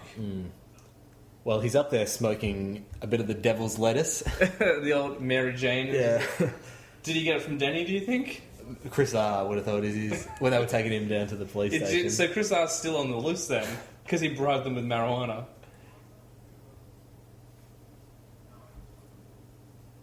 First legitimate thing as a doctor he's done all day is reject marijuana. Have you seen the Everything Wrong with the Room video? Yeah, the one I have, yeah. Because they point out something in a second, which is it's pretty glorious. I'm about to see a fine acting moment from Greg Sestero. The one who tries to push him over the roof? That is correct. Yeah. All the while rocking a double denim outfit. He's definitely emulating the 70s right now. A little bit of John Travolta and Welcome Back, Kotter. I haven't seen it. I haven't either, but I've seen images. I think Peter's a bit smarter than he looks, though, because he sees through it. He knows it's Lisa. Yeah. And that just enrages Mark. To the point where he tries to push his friend off a roof. Yeah, look at what... the exact opposite effect of what marijuana does. Yes. It instead of mellowing him out, it's enraged him. It sounds like he's maybe taken some cocaine or something instead, or consumed alcohol. There we go. And now do we see? We never see the ground. So we don't know how tall that building is. I mean, based on it, it's almost as high as a skyscraper. Yeah, seems like it's the tallest building in the country. But I'm going to guarantee it's probably a 2-story building. Which would probably do some damage, but... Well, actually, considering how damaged Mike got from falling some trash cans, it probably would have killed him. That's true, yeah. Based on the laws of physics within the film. That wasn't a real table, apparently. It was just a pizza tray on top of some metal sticks.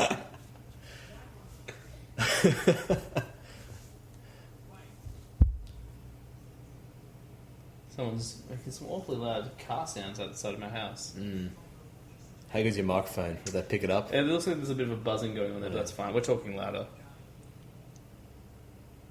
It's fine. Some more regret.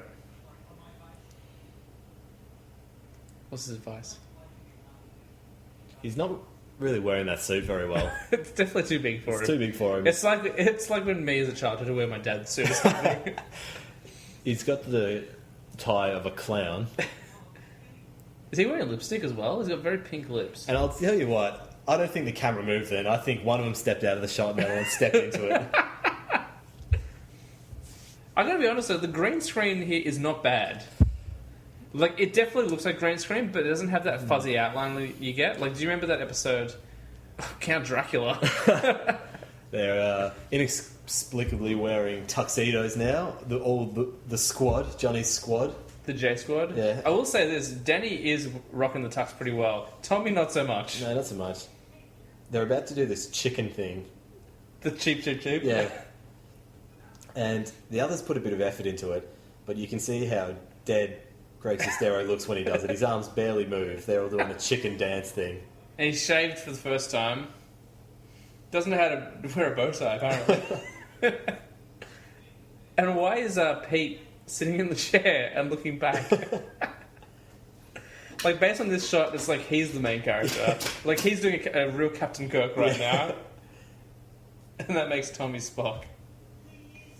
They're going to do the chicken thing. I never noticed it before. And now, for some reason, it's not been explained why they're in tuxedos, because this is not the wedding or anything else. Yeah. They're now just out throwing football again. Well, in what looks like an alleyway. Yeah. And I remember when I first saw this, I thought we were going to go to Johnny and Lisa's wedding. That's what was happening. Another pratfall. People cannot play football in this movie without getting injured. He's down. And then, maybe you know quite a few films. Is this meant to be a reference to, like, some other film, this shot here? It does feel very Reservoir Dogs. That's, yeah. But this film is not Reservoir Dogs. It's more... This one's grounded in realism. Some more B-roll right here. This goes into the minutiae of human These are the same... interactions. Well, actually, similar shots to the opening credits, but there was no Tommy Wiseau. Now we're in a cafe. This is another interesting thing. That woman didn't fill the coffee cup to the top, by the No, way. I That would was be the half pretty fill. annoyed. It feels like, and I've shot stuff in the past. And generally, when I shoot any video, we do start, maybe 20 seconds before the actual dialogue starts, whatever. Yeah. So you kind of set the scene again. But then when I edit it, I cut the Yes, excess off. yeah. This one, they're just kind of like, we'll just keep it in. Yeah. So it takes 2 customers before Johnny arrives to the coffee shop, and they just keep it in.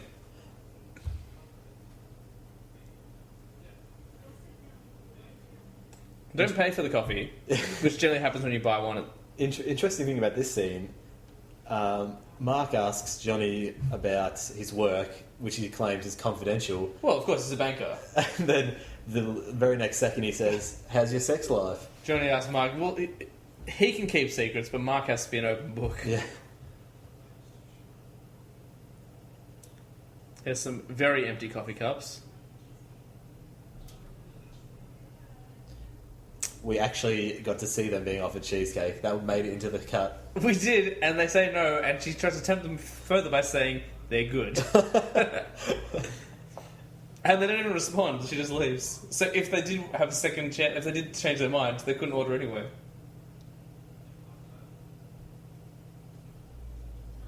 Or maybe the cheesecake did come. I don't know. and a very short coffee because they've been sitting down for literally 20 seconds. Not even. Now they're doing a bro shake.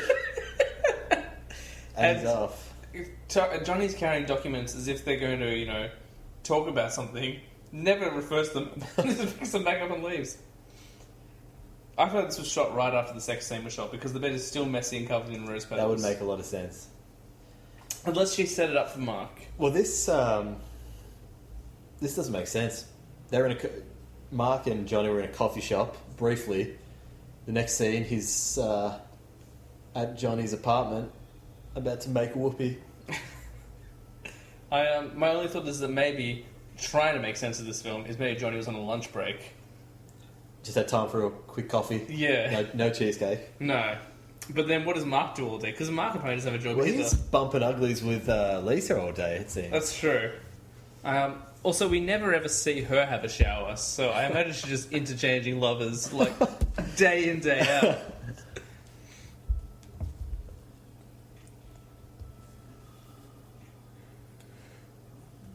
I don't really feel the need for this sex scene. I think we... Yeah. Now, this is also the first noticeable increase in weight, I think. For Lisa. For Lisa, yeah. No, Mark's trim. He's alright, Mark's. He kept himself cut for this role. That was a skinny cap he had at the cafe. Yeah. Obviously. Let's play soy. It's very, progressive. They have decided to ditch There they are again. If you ever want to see... What's her last name again? It's Juliet Danielle. If you want to see Juliet Danielle naked, you will see a More than you bargained for. a whole lot of boobs in this film. What do you think of them, James? I mean, they're fine. That's my review. They're fine. Yeah, good, yeah. What do you think of them, Nick?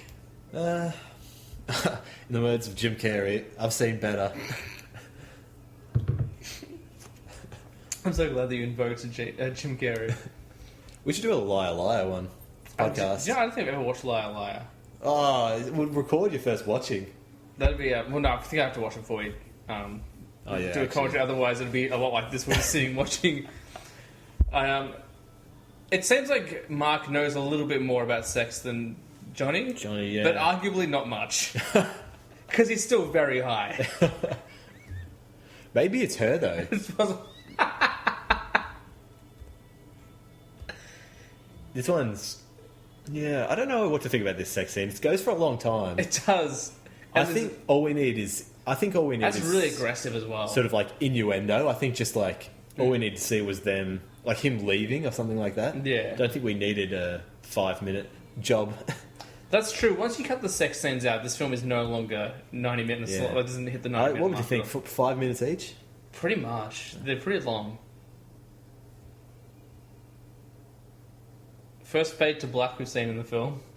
Now we're getting a left to right pan of the Golden Gate Bridge rather than right to left. And arguably, probably the same shot. Yes. There's nothing to talk about in this scene because nothing is happening. Unless you like red bridges.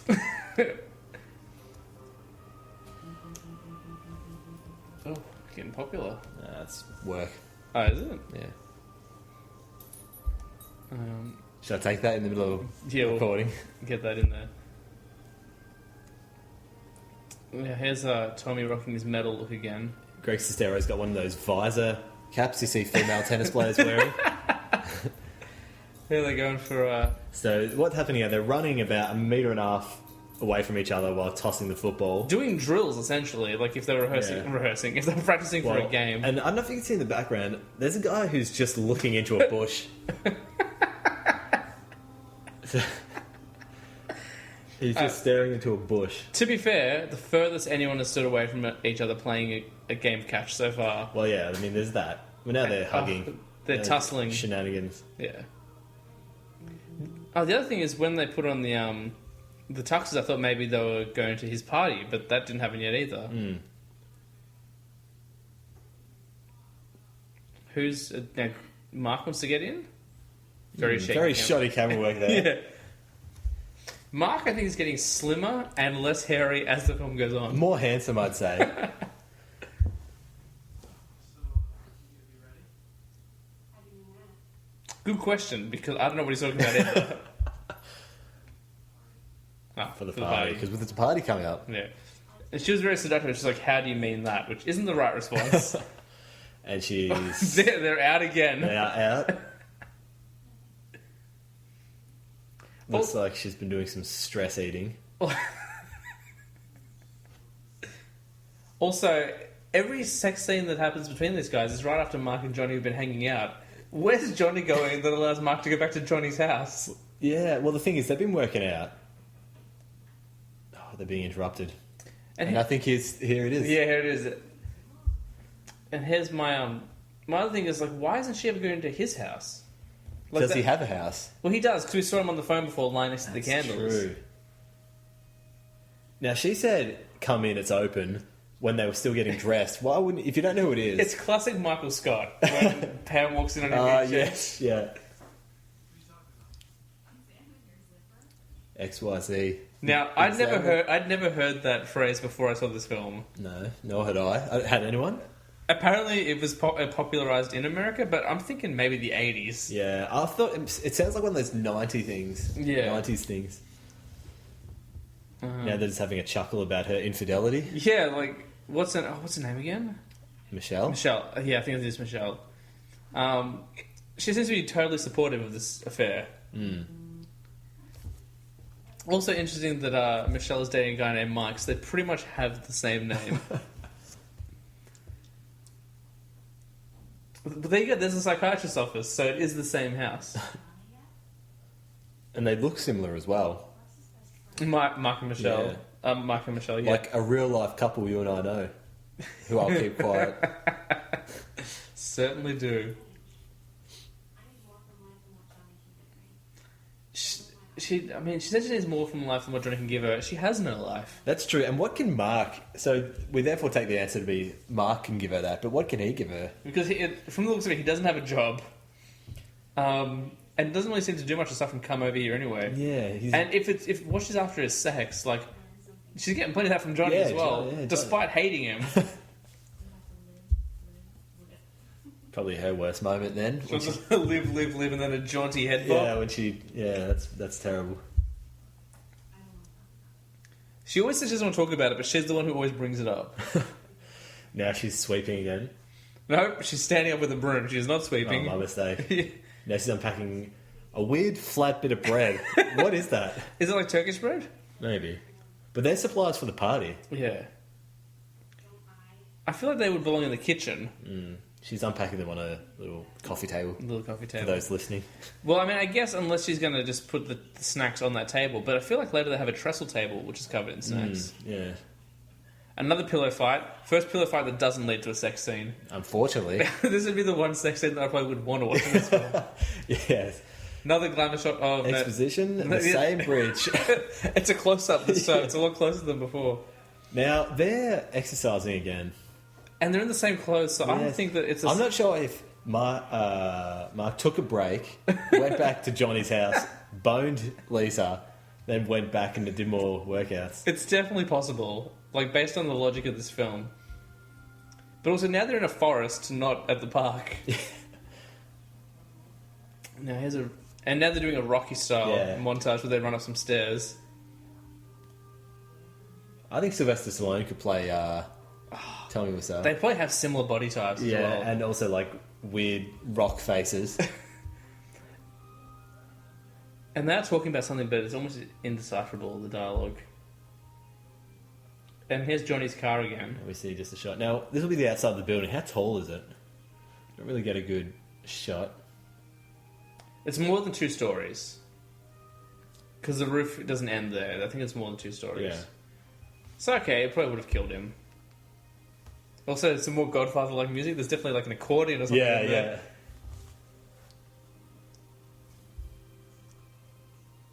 Now this... May Johnny's first child be a masculine one.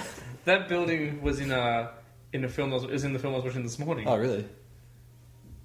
More tuxedo, same red top, different day.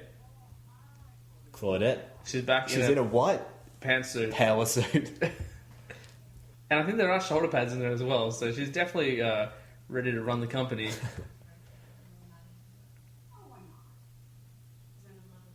Spoons in the background. Yeah. She's not happy to hear that Lisa's in love with Mark. I'm not. Yeah. I'm not happy about You're it. rooting for Johnny? Yeah. I'm not rooting for anyone.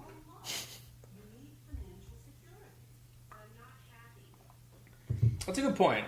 You need to be happy in life. That's true, and it just shows how misogynistic the script really is, because Claudette is from an older generation, granted, but she's saying you need, don't break up with him, you need financial security. Yeah, the only way she can be more offensive is she dropped the N-word at this point. Now, that would change the film. She is wearing an ivory suit. So. Yeah. Yes.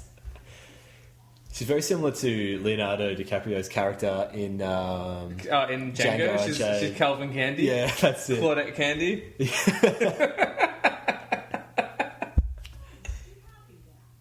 Off topic, Yeah. and no use for the listeners, but have you seen the Hateful Eight trailer? I've seen both of them, yes. Looks very, very good. I can't wait. I want to know, is it set just in that cabin the whole movie? I think it probably will be, which is a callback to Reservoir Dogs, which is pretty much in the entire one building. Which I like, 'cause he's done a lot of big films, the kind of large scope ones. Are you a fan of Quentin's earlier films, or you like his... I like everything. I think he's getting better. Like, a lot of people like Pulp Fiction. and even I think Kill Bill's alright, but I think Inglourious Basterds. that and Django are his Django's best. my least favourite. Oh, really? Yeah. But that's not saying it's awful. Like, Yeah, I know what you're saying. Yeah. I think everything he does is great. It's probably my least favourite, but I think Hateful Eight is going to be really good. And Kill Bill is my favourite, which we had a Disney store. Pretty sure they didn't get the rights to have that in the film. That's why they've cut out. There's a pillar in front of the D. As far as I can tell, that's an Disney store. With Kill Bill, I find it just shoves his sort of pop culture references down your throat too much. There is a lot, especially the big Superman thing at the end of the film, the Superman speech. I didn't even pick that up there. Oh, okay. Okay, couple of things. First of all, most awkward. It's really awkward to shoot a birthday scene where they sing the entirety of Happy Birthday. Yeah. Also, Happy Birthday is essentially the most expensive song to purchase for a film ever. So I know they didn't get the rights for it. And this is the introduction of the replacement of Peter the Psychologist by Paul Roos, who has never explained where he comes from.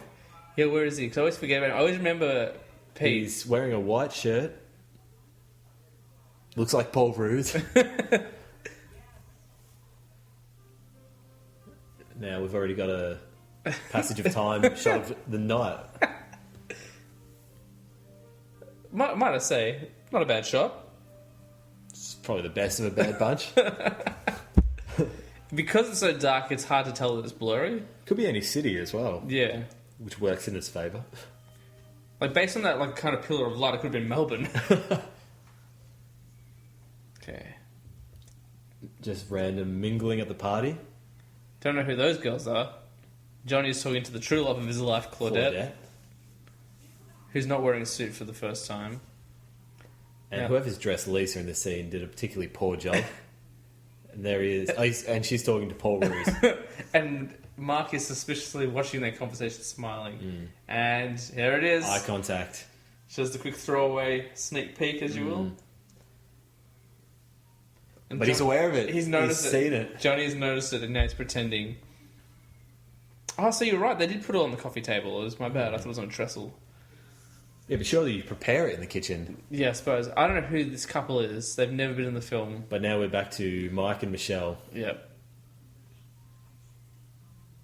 He looks like he wants to feed her again. No, she's gonna- feeding she's him. gonna feed him. Now he's Yeah. feeding her. Oh, But it was a fake. Yeah, as the kids say, he punked her. Yeah. He went to put the cake in her mouth and then psych, Yeah. right in his fucking gob.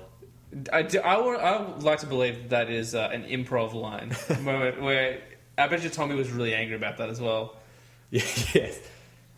Now, I've never been to a party where crowds of people can be moved so easily. Someone's just like, why don't we go outside? Everyone up and just leaves. Also, she's the one who suggests it, but then no one notices she's not upstairs on the roof. So, very riskily, she stays inside the room. And also, there it is again. And also sits on the couch that is in plain view of the doorway should anyone return. Yes, exactly. It's almost like she doesn't care anymore. She's wearing very unflattering shoes as well. Good point. He's switched on, Mark. Why didn't they go upstairs? Or like, why didn't they go up to the roof? Like, this is so illogical to get an entire room of people out so you can. Oh, But Paul Roos has just come back in and caught them in the act. yes.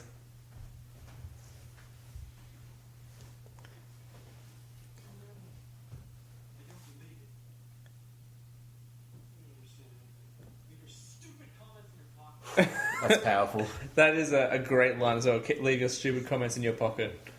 This is very gothic Lisa as well. Yeah, she is. Like, she's been listening to a bit of like My Chemical Romance or something. Like, she's just a bit darker. How can you do this? He's disgusted by this. Paul Roos is having a red hot go. Considering he's never been in the film yet and seen her in the other way. Also, is he hooking up with Michelle? Because they're very close. Luckily, Peter did come back in and interrupt them because it seems like people are flooding back into the room now. And Johnny would have gone crazy.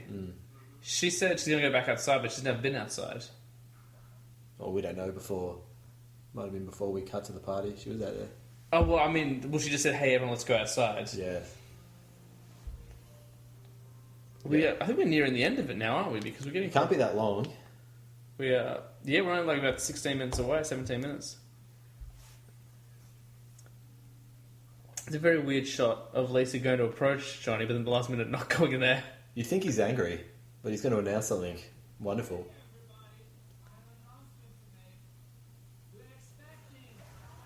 They're expecting a child.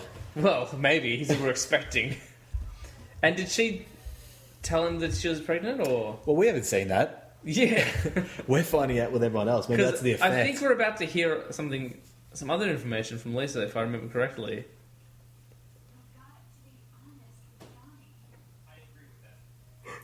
Pete, too, is really pushy.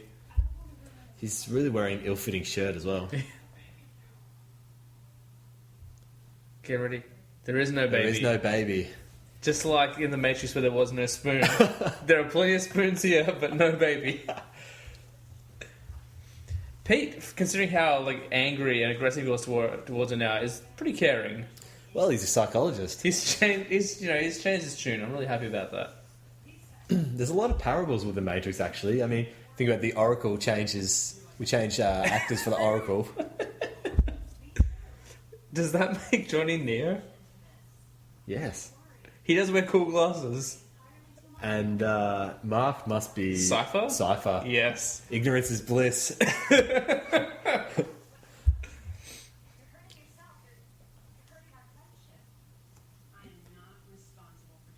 The way she talks, the way Michelle says that, it sounds like Lisa is hurting Michelle and Pete's friendship. Yeah. She's thinking about her future, which could not be safer. Yeah, really. Like, what future? Like, she's not taking any courses or anything. Very romantic gesture from Pete. For some reason, Mark is in the background of the shot for no reason. Oh, was it? Yeah. Didn't see. There he is. There he is. He's just sitting down. Also, this is pretty audible for a party where people don't know they're just having an Yeah, affair. that's exactly right. Now they're being moved. But they're like cattle, just being moved back and forth. Lisa is in charge of moving people around the house. Michelle is heartbroken.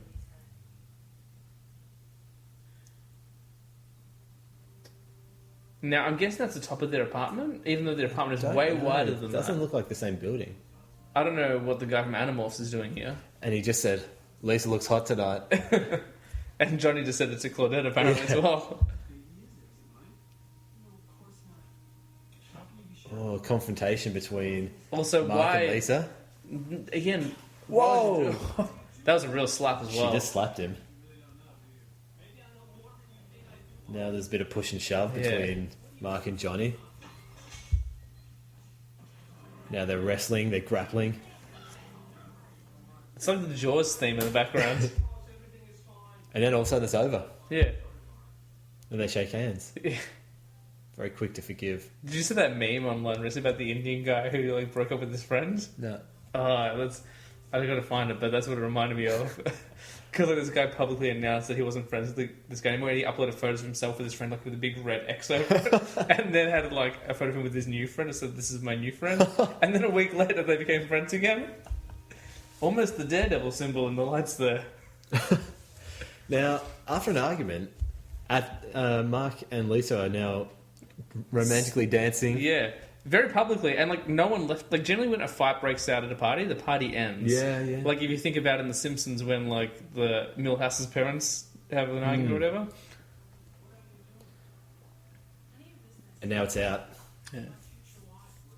You are my future wife. Now they're pushing and shoving again. That's a very good question about What planet do you want? It's true. They're just having casual sex, Johnny. It doesn't mean anything. They're just having fun. Yeah, he doesn't want it. Best delivery of a swear word ever. I would disagree only for Simon Pegg in World's End. That's true. Or what about Denzel Washington in Training Day? Oh, when he says like "ma." Oh yeah, that's right. That's right. He doesn't say that, but still, excellent delivery. Yeah. That was not a sentence. So he just said, "You betrayed me. You're not good. You." Then he did the chicken thing. Oh, he's done the chicken thing already. Yeah. Maybe we go. If I press this button, will we go back like 5 seconds? Which one? I'll do it for you. Yeah. We'll go back. I don't want to wreck the film. That's it. Who are acting like children. I'm happy to go back to it. You're ruining the party. You keep your girl satisfied to have come to me. Get out of my house. I kill you. I'm ready to We're just watching it at this point. A lot of ADR. You're just a chicken. Chip, chip, chip, chip, chip. Oh, he's so angry. Everyone has betrayed him. Everybody betrayed me. I'm fed up with this world. Now he's Also- just gone up the stairs. Has anyone betrayed him aside from Lisa and Mark? Well, yeah. I guess everyone knew Michelle about it. knew about it. Yeah. Paul Roos knew about it. Claudette comes onto the bedroom for some reason.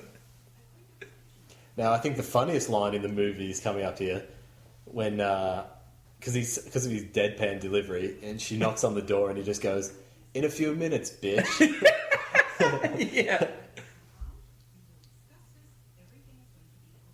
Claudette's pretty positive. She thinks the relationship can be saved, despite the very public, violent act that just happened.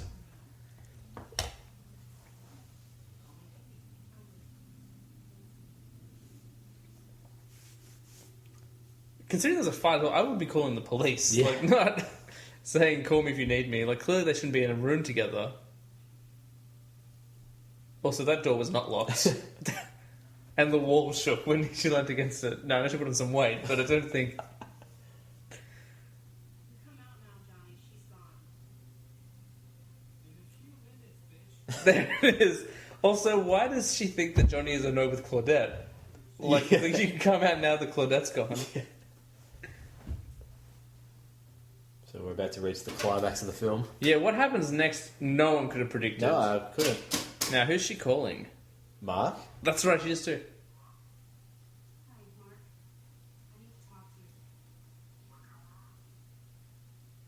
Don't worry about Johnny. He's just being a big baby. No sympathy for him. Yeah. He's just being a big baby. It's like in The Shining, just before Jack comes through the door.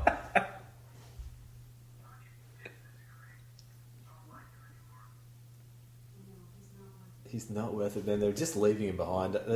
But Mark isn't happy either, isn't he? Because now he's about to break up with her, I think. Yeah, but that's only after what happens. Oh, okay, yeah. The big climactic finish. On my way. She told him to come out so she could talk to him, and then she immediately Yes. she goes to hook up with his best friend. That's not the room he was in before. And he closed the door. How do we go back? I need to show you that. Bad continuity there. Yeah, so if you're watching... He closes the door and then he basically walks through it and closes it again. But like, look here, like it feels like he's in a well lit room, and I thought he was in the bathroom. Yeah. What could that be? It's off a bedroom. Well, should be the bathroom, is what it should be, like an ensuite. I guess it could be a walk-in closet. But even still, based on how that room looks... Why would he be in there? Well, yeah, that's why I thought he was in the bathroom. Yeah. I want your body, Mark's just saying on the phone. She looks at the door, like, as if to, like, enrage Johnny. Oh, he's going to pop out. Here we go. Here's Johnny. Here is Johnny. Oh, yeah, he closed the door and then closed it again. You're right. You should have said, "Here's Johnny," like Jack Nicholson in Johnny. Room perfect. Now she's about to discover something. No, I think he's going to get his little tape recorder with his evidence on it. Well, he's pulled a tape from somewhere. Different tape to what he put in, mind you, because I think he had a micro cassette Yes, before. now this is just a normal cassette. Oh, is it? No, That's it's different. not. Yeah, That's a different machine as well. Now we're getting a conversation that never took place. That's in the true. film. Very different to what just happened.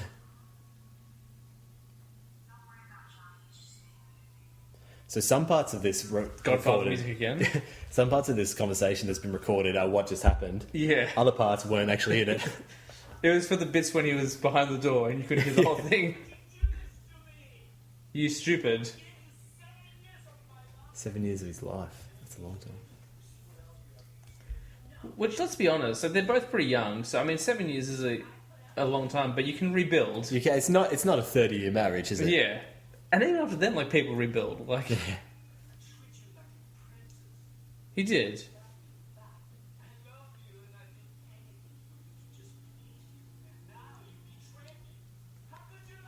How could you love him? How could you love him, Lisa? Well, he loved Mark.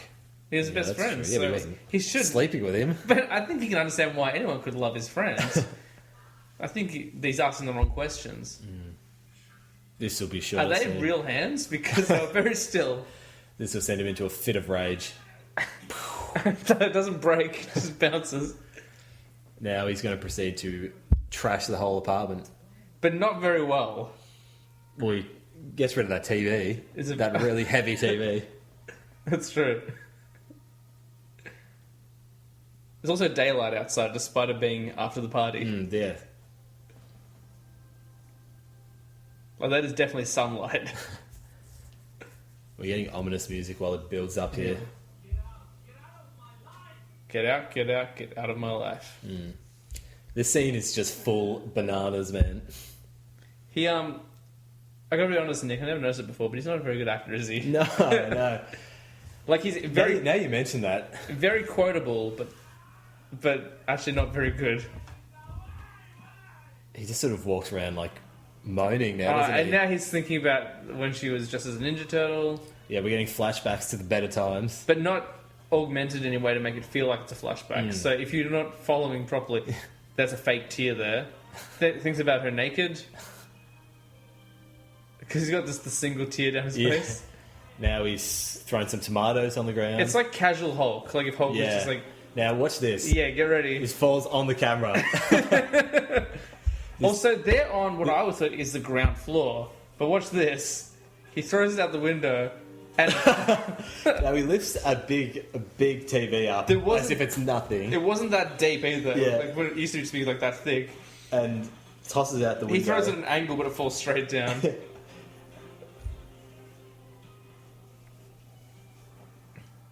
He's pretty much just getting ready to change the sheets. Flashback to a sex scene. Again, like if you thought you hadn't seen her boobs entirely yet, you were wrong. You were wrong. That's 7 years bad luck right there. Yes. Now, one of the weirdest moments of the film. The most erotic scenes, I would say. How would you describe this? Erotic. I would say he gets the red dress from the first scene, Yeah, the one in which they first had sex. smells it, It's true, he does. then starts rubbing it on his Crotch. balls. Alright, he does He's basically having sex with a dress. And he smells it afterwards. He could have just returned it. He could have got money back. I have no words for this sequence here. Also, like, that wasn't a real conversation, was it? Which is I put up with you. He's just got a little box. We don't know He what's in the box. closed it and then opened it again. It's a gun. Holy Did you see him shit. close it? Yeah. Why is this happening? Why? It's over. Here we go. No, he's pointing it at himself. Not yet, he's not. Everything will be alright. In his mouth. Yeah, that shot, it wasn't in his mouth. Slow motion finish. He's dead. I don't think anyone saw that coming. What a shocking ending. Like, that tells me he didn't know how to end the film. Fade to black. Tells me that he didn't have any faith in a But- sequel. Not done. So did she go out to find Mark? Because if so, why did they come back? I think it's like he's been dead for a while now. Oh, you think I reckon so? this is like, yeah, potentially like later that day. So we didn't see any trams, so I didn't know. Actually, the best acting Tommy does in this film is when he pretends to be dead. Yes, he's dead. Mark's not taking it very well. Yeah. Tears. I think they finally realised that there was an angel. Yeah. One less angel. Also, not a pretty crier. She's not at all. No. He kissed him on the head, which was... Maybe if he had done that a little bit more. Here we go. She brings him for a cuddle, and then... Get ready. Oh, I thought he pushed her away. He does. Yeah. You don't have me, is what he says.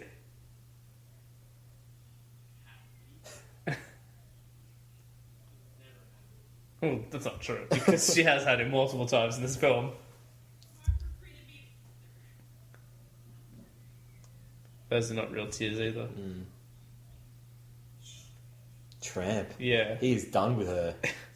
They could only sleep together as long as Tommy was alive. Yeah. But as soon as... Sorry, Johnny was alive. As soon as Johnny dies, they can't be together anymore. It is her house. And Denny. Apparently, like, lives next door, didn't hear the gunshot. Yeah, didn't hear the gunshot. But did hear them arguing upstairs. Now he's crying over the body. That's arguable. Both of you get out. Second person to try and get Lisa to leave her own house. Mark's fine, he's done with it. Is anyone going to alert the authorities? What they should have included was a funeral scene. I feel like Yeah. could have had a really good funeral scene. Like a Spider-Man type funeral scene.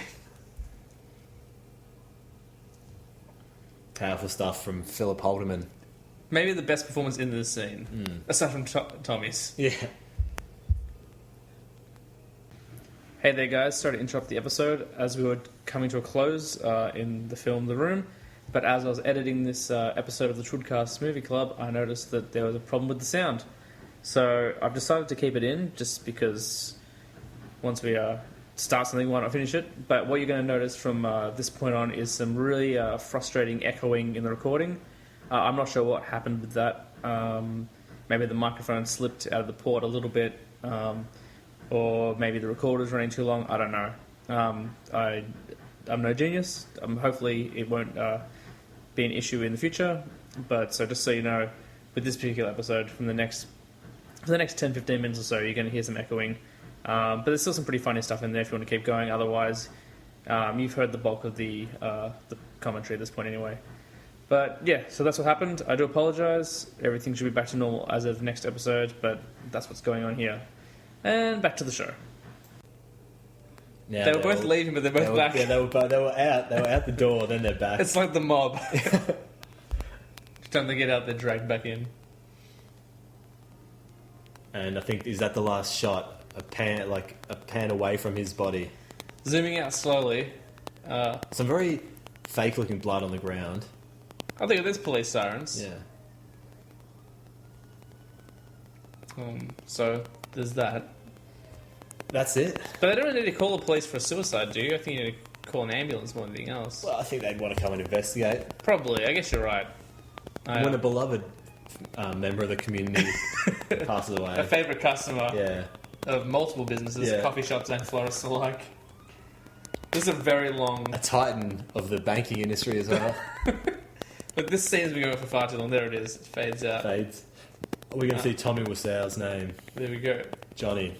Tommy Wiseau. Now, do we get an Avengers like post-credit scene where a fake Samuel L. Jackson comes in and says, "Welcome to like Phase 6 or whatever," and suddenly Tommy comes back. Well, what do you think of that? Enjoyable as always. Hang on. Okay, there's an issue here. I just noticed because I've never sat through the credits before watching. Let's go back. That's just the cast. So he's listed the cast. Yeah. And then we have... Well, hang on, it's still going. And then we have second unit. Second unit is the crew. And instead, he just has the cast list again. That's a good point. Written by Tommy Now, Wiseau. writer and director doesn't come under crew. That gets his own title. Who's Drew Caffrey? Because he did did all the casting, but he's sort of a silent partner in this. Also, Rude Harbon, I think his name's going to be Rudy, and he spelled it wrong. Rude Harbon. What was the guy's name? Dale Caffrey, you say? Yeah. I think so. Key makeup and hair. He had 5 assistants. One of which Drew Caffrey was one, so was Greg Sestero. And Pete. The sound guy's name is not pronounceable. Zolt Magyar. Okay, I guess it is pronounceable. Once again, we're going to go to IMDb and find out who Drew Caffrey is and what has he worked on since. Special thanks to, no one really. Barbara Marshall. You're My Rose, there you go. Chip Potter. Paul Roman. Baby, You and Me. Crazy. Same people, like, pretty much your time. All songs produced by Wayman Davis and Kitra Williams. So if you want to pick up the soundtrack. Guitar played by Carl Chick. Kazine. Giovanna. She's like shit. ADR post-production. Light post-productions. Let's see what other credits they've got to their name. Well, they might be like a legitimate company. I doubt it. I need to get into... That's it. Oh my god, that's a different photo of him, isn't it? I need to say crew. And there's the third YSO film logo right there. My favourite of the 3, I'd say, actually. For directly or indirectly supporting this film.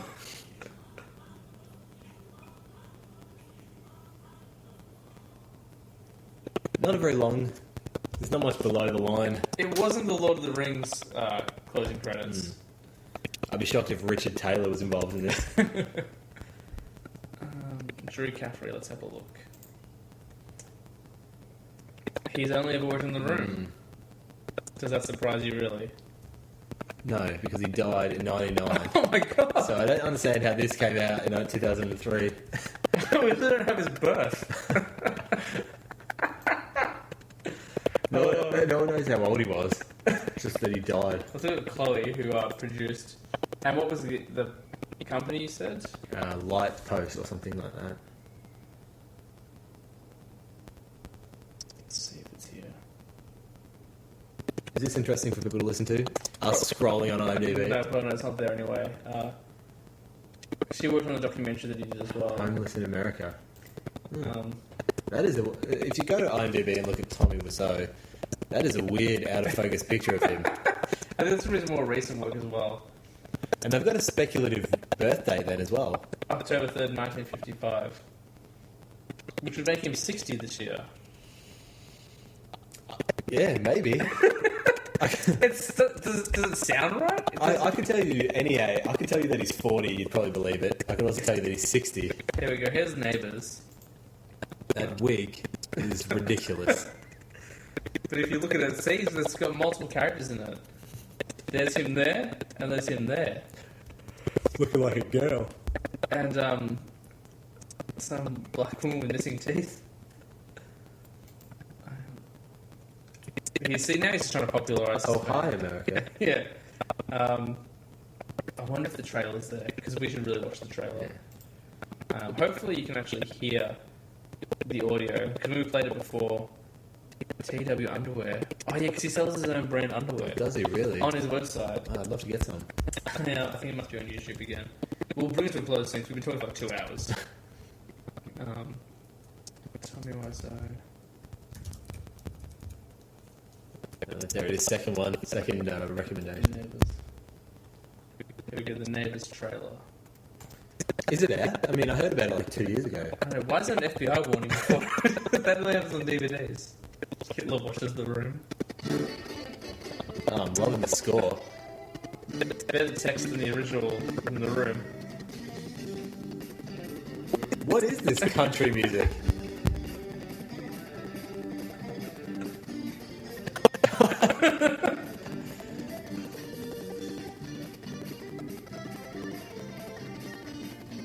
Is this the opening credits to the film? To the show, sorry? / trailer. Oh, it's got Brandon Cong in it. That girl is not wearing a bra.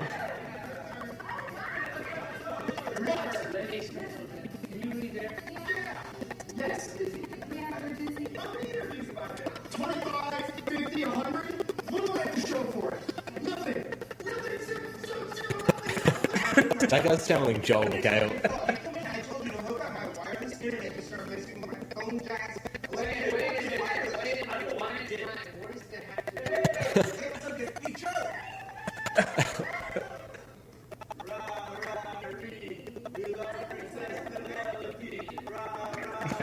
What is this?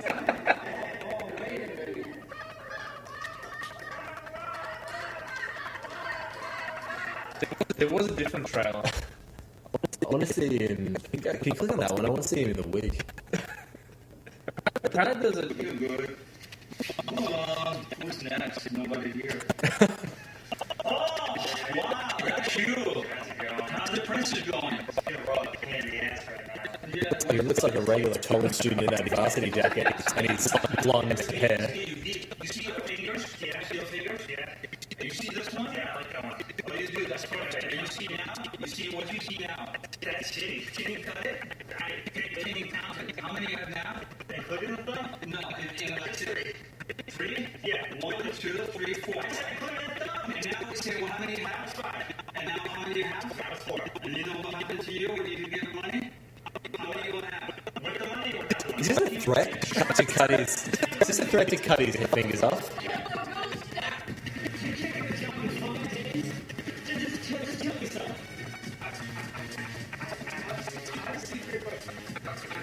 channeling Denny right there.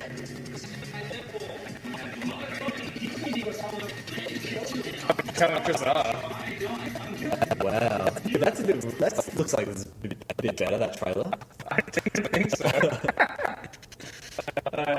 I saw it before we were looking. Here you go, the morning show. Apparently they were on the morning show, so we should watch that. Maybe we'll watch it outside the show, the episode. Yeah, I'm not sure if people are entertained by us just looking at videos. We're watching it. So hopefully, if you're still listening, you were watching The Room with us.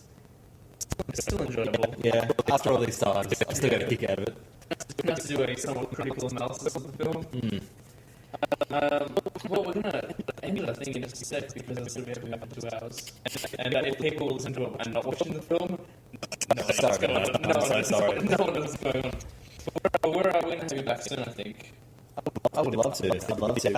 We've got so many common interests. I think discussion on The Office. Well, there's talks about doing a crossover episode between the two podcasts that already we're going to sit down and talk about Birdemic. Yeah. So once again, we need to get the expert in. You. Thank you. I've only seen that one twice, so I can't claim to be any sort of expert. I haven't seen it at all yet, but I think that'll be an interesting one. And something down the pipeline later where you might actually be joining the Twitcast family doing your own show. Yeah, I've got a plug. Simon Chung and myself. I wasn't even talking about that one. I'm giving it a plug anyway. We're going to be doing it. Simon says, keep an ear out for it. Keep an ear out. I'll promote it when it comes out. Yeah. But you might be doing a show with me as well, so... Yeah. I don't need to plug that. You've got your hordes of listeners that you can... Well, I won't plug yet since it doesn't exist, but once we get up and running, if we do, we can... I'd love to, man. Thanks for having me. You're very welcome. Thanks for filling in Andrew's regular size shoes. Yeah, they fit me, surprisingly. Very snug. That is going to do it for the Twittercast Movie Club this week. So if you didn't watch the film, I'm really sorry. We'll talk about things more liberally next time. That's going to do it. I'm James Chalmers. I'm Nick Owen. And you're tearing us apart. Goodbye.